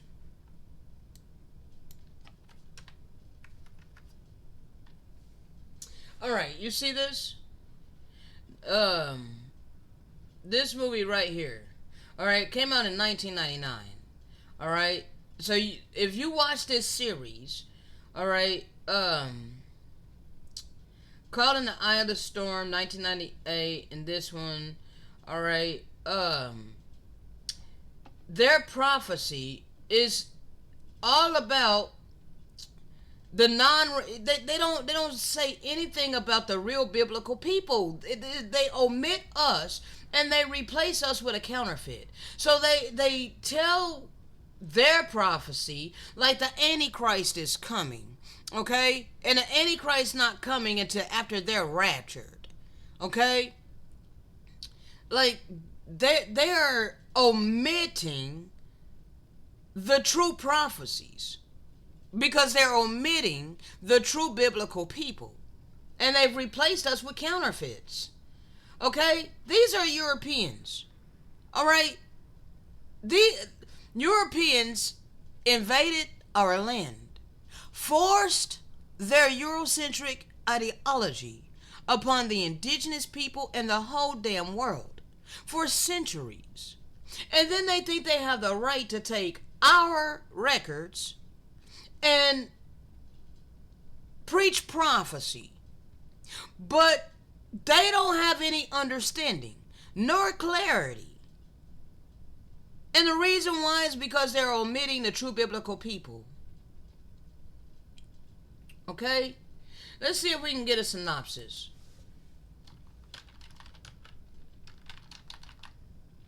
Synopsis and summary. Alright. A man, Jeff Faney, lost his wife and daughter in the rapture, uncovers a plot that leads to the Messiah's right-hand man after the apocalypse begins. Now, you see this woman in the picture, she was blind. She's been blind all her life. Okay? So, the Day of Wonders that's in this movie, I'm sorry if I'm, dropping spoilers, okay? But in this movie, the Antichrist is setting up the Day of Wonders, okay? And the Day of Wonders is like this virtual reality. It's a false reality, okay? It's the same damn thing I've been telling you, okay? I've been telling you that we were born into a false reality. Well, on this movie, they portray it as the Day of Wonders, where they have to put on these special goggles. This is a virtual reality. And in this virtual reality, it has dire consequences for your choices that you make in this virtual reality. Okay? Consequences that will affect you on the other side, outside of the virtual reality. All right? They show you this in the movie. Okay? So, in this virtual reality, in the Day of Wonders, she got her sight. All right. So because she was able to get her sight, she has spent all her life without sight, blind, and all of that, right? Legally, physically blind. All right. And she grew up in Christianity. All right. And prayed all her life for sight, but never received sight. But when she put on the goggles in a day for the Day of Wonders, and she entered into the Day of Wonders in this virtual reality, okay, all of a sudden she has sight. She was able to see. All right. So she was given something physically, all right, that she could not attain before entering into the Day of Wonders. So she was extremely grateful that she was able to see, all right, in the Day of Wonders. So she readily accepted the mark of the beast. Okay. Now also in this movie, in the Day of Wonders, I doubt that it will show us. All right. I seriously doubt it will show us. But let me try.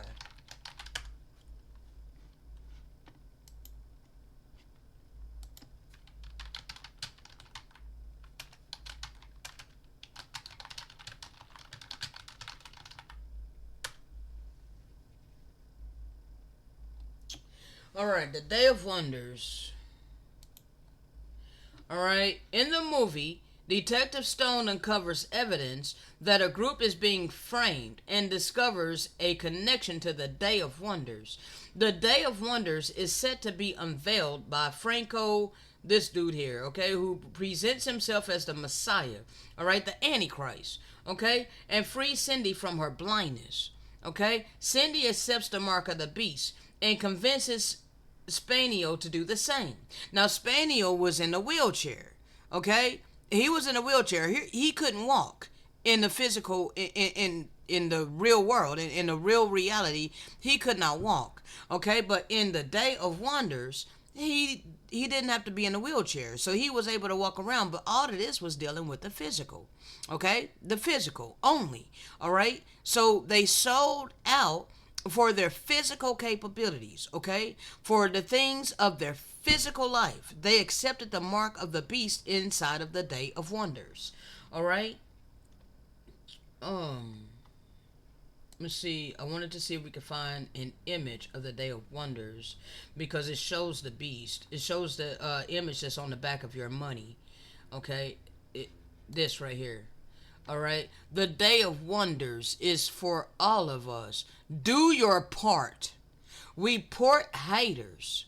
Okay, so you see this is on the back of your money.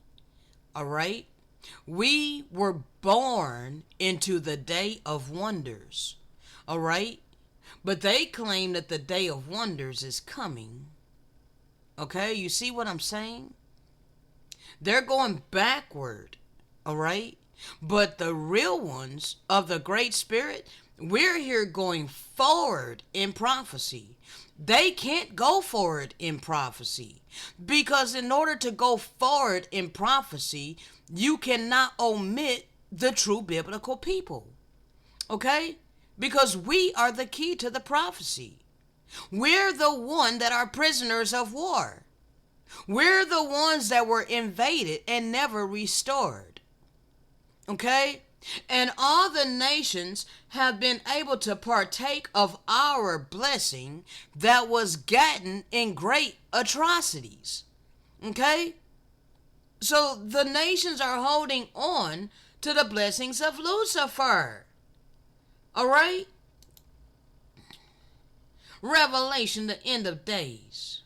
The prophecy you can't ignore. The movie you won't forget. See, this is how they program you. This is all dealing with that left behind stuff, the end of days. All right, Revelation, the end of days. Okay? They're going backward. They're acting like we're not living in a time of the Antichrist. They're acting like we're not living in a time of the mark of the beast. I'm sitting here telling you, I've been telling you that the mark of the beast has to do with your mentality towards the economic system, your heart condition when it comes to this money that's been enforced upon all humanity and all creation, the worship of it. Okay? Money is the image of the beast that everyone has been forced to worship. Okay? So the mark, everybody has it in our right hand because we're all forced to participate in the economic system. In these movies, they make it a physical mark and they make it like you have a choice whether or not you're going to receive a mark of the beast. In the book of Revelation, it's not a choice. You're either going to have the mark in your right hand or your forehead. There is not a choice. And we were born into this. Okay? We all have the mark in our right hand because we're forced to participate in the economy, people. All right? Now, whether you have it in if you have it in your forehead, it's because all that you care about is money and materialistic things.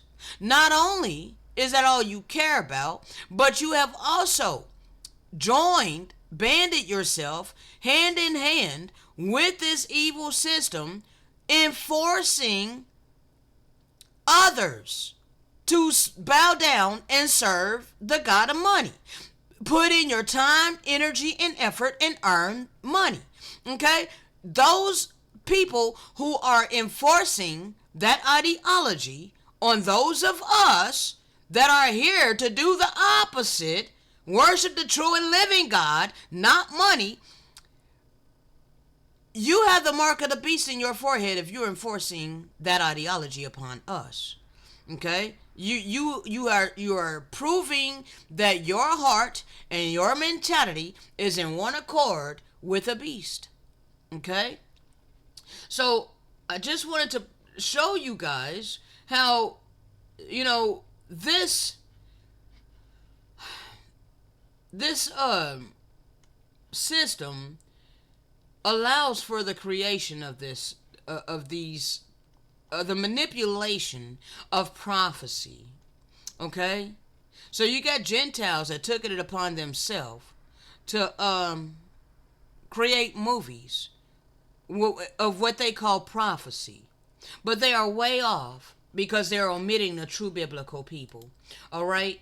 See, they're omitting this. Baruch 2:30, for I knew that they would not hear me, because it is a stiff-necked people. But in the land of their captivities they shall remember themselves. See, they don't want to deal with this. They don't want to deal with the resurrection of the true biblical people in our land where we are prisoners of war. Okay? Nevertheless, we know that He is the Most High, our God. We know that He gave us a heart and ears to hear. A remnant within the remnant chose to be obedient. I'm part of this remnant within the remnant. All right? And I have personally praised Him in a land of my captivity. Okay? And I think upon His name constantly. All right? That means I'm keeping the eternal law in mind at all times. Okay? And returned from my stiff-necked ways and my wicked deeds. For I remember the way of my wicked-ass forefathers, which sinned before the Most High God and caused our captivity. I'm no longer participating in their wickedness. Therefore, our God is getting ready to deliver us.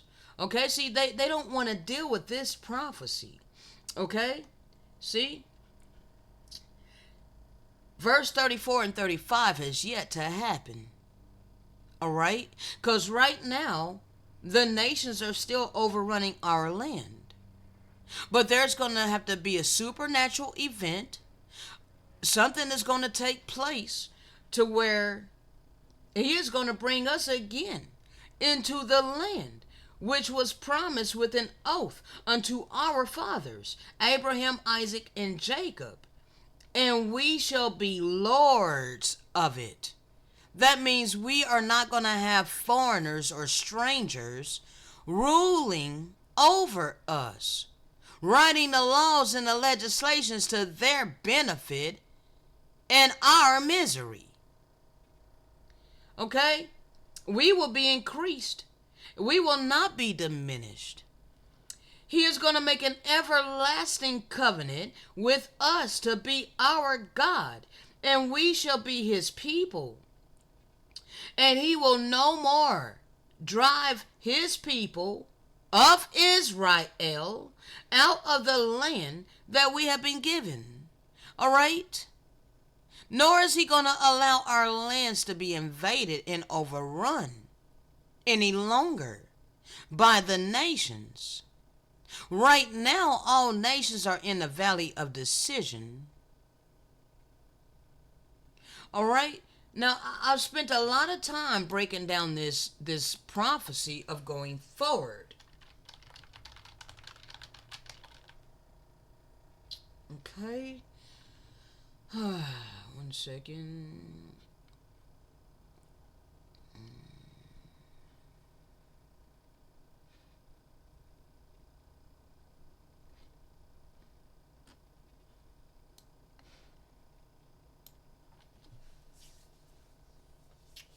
All right, so we are the key to this because we are the children of light. Let's go to Romans 8:18 through 19.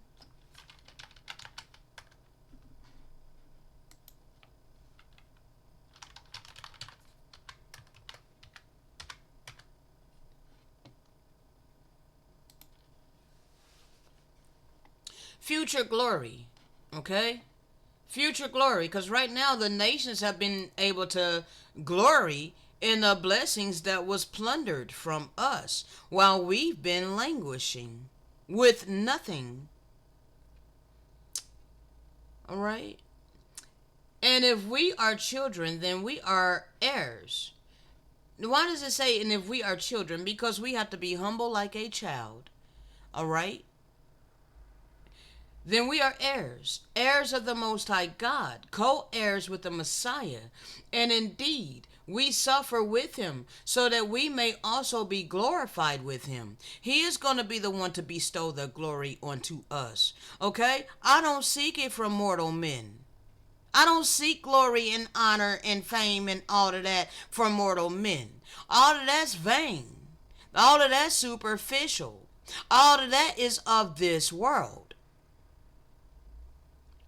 I consider that our present sufferings are not comparable to the glory that will be revealed to us.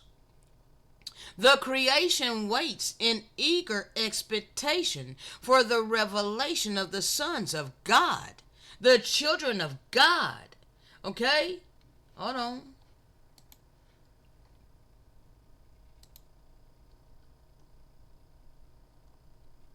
All right? For the manifestation of the children of God, the sons of God. All right? For the creation was subjected to futility.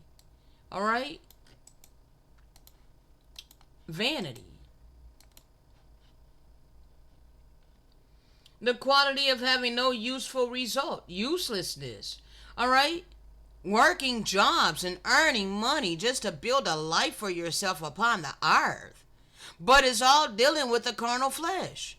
It has nothing to do with your spirit whatsoever. Matter of fact, people been taught to suppress their spirit and live in their carnal flesh.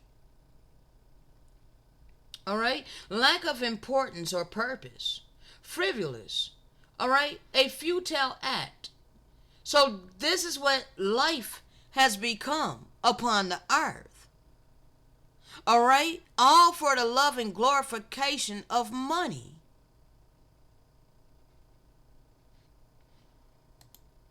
So this is why the scripture says this. For the creation was subjected to futility, not by its own will, but because of the one who subjected it. The Gentiles, the worst of the heathen. The earth was allotted into the hands of the wicked. So it's the wicked that took control over all the resources of the earth. All right? And subjected all humanity and all creation. But in order to subject all humanity and all creation, they had to first subject the people of the lands that had all the resources. So once they plundered us, they had all the resources necessary to enslave all humanity and all creation.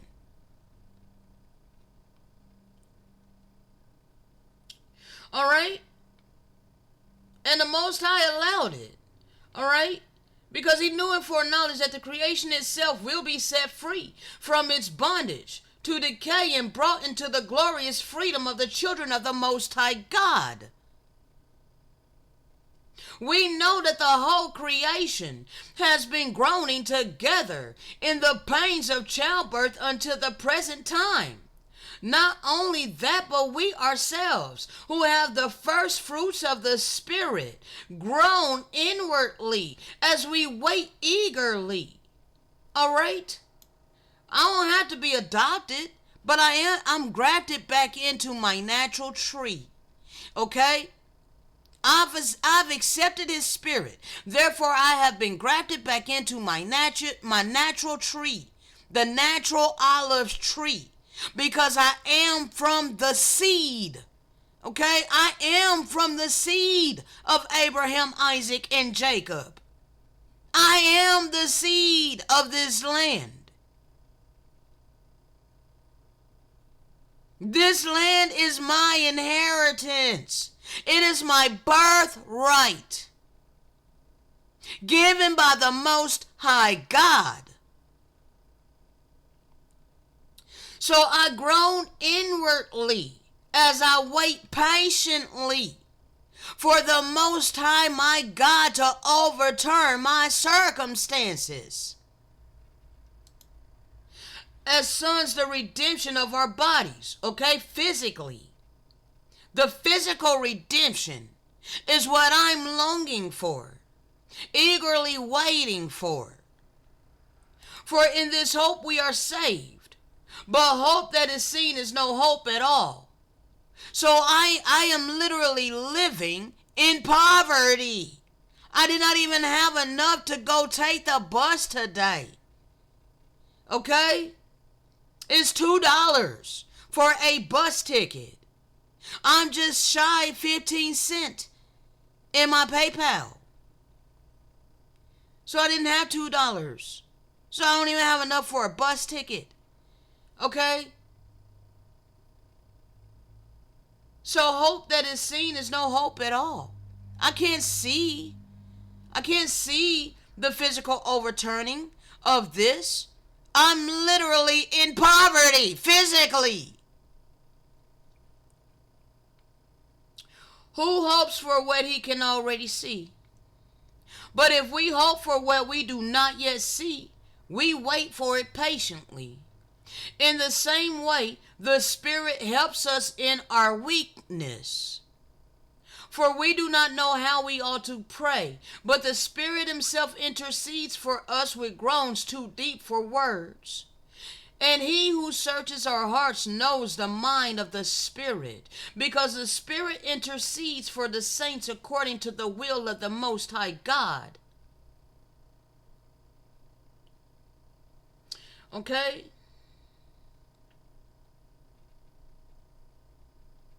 We are to be operating in the Spirit. Those who live according to the flesh sets their minds on things of the flesh. All right? And I'm surrounded by these people. Therefore, the few of us who live according to the Spirit and have set our minds on the things of the Spirit, we are not accepted in a world that's all about the flesh.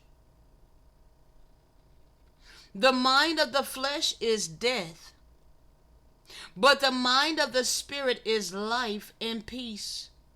I have peace, even though I'm in turmoil physically. Because the mind of the flesh is hostile to the Most High God. That's why these people have been hostile to me. Because I have his Spirit. All right? The mind of the flesh is hostile to God. It does not submit to the Most High God's law. Nor can it do so, because they refuse to subdue their ego. And the Most High God is not going to force his Spirit upon anyone. Those controlled by the flesh cannot please the Most High God. You, however, are controlled not by the flesh, but by the Spirit, if the Spirit of God lives in you. Okay? And his Spirit definitely lives in me, because I am not controlled by my flesh. If I was, then I would be out there, like pretty much everybody, earning money, so that I can sustain my life on the earth.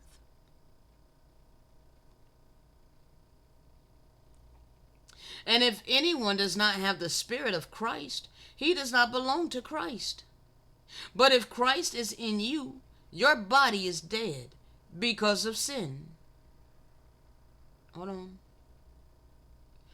No, your body is not dead because of sin. Your body is dead because we don't participate in sin. Okay? I don't participate in anything that is contrary to benevolence. All right? And if I do sin, it's against my own body, such as smoking. All right? That would be contrary to benevolence, because it's not a benevolent thing to poison my own body. Okay? I'm being malevolent to my body by poisoning it. I'm being malevolent to my body by cooking my food. Okay? So in these aspects, I'm still sinning. Okay? But nevertheless, I don't break his eternal law of divine love towards my neighbor. I treat everybody the way I want to be treated. I'm kind-hearted to everyone. I don't mistreat people. All right. So if Christ is in you, then your body is dead because we refrain from sins that will make his spirit depart from us. Okay? Yeah, your spirit is, so that way our spirit is alive because of righteousness. All right? It is a choice. It is a personal choice that we choose out of free agency. Okay? And if the spirit of him who raised the Messiah from the dead is living in you, he who raised the Messiah from the dead will also give life to your mortal bodies through his spirit who lives in you. Okay? That means I trust in him to overturn my physical circumstances. All right?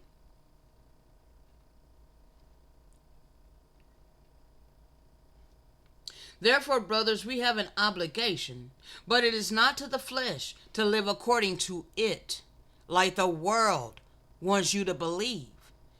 This system, this reality. We were born in this reality being taught to do everything according to our flesh.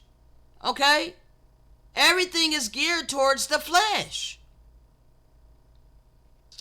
For if you live according to the flesh, you will die. But if by the Spirit you put to death the deeds of the body, the evil deeds. If you put to death the evil deeds of the body, you will live. For all who are led by the Spirit of God are sons of the Most High God. For you did not receive a spirit of slavery that returns you to fear, but received a spirit of sonship, by whom we cry, Abba, Father. The Spirit himself testifies with our spirit that we are children of God. Okay? That we are his children.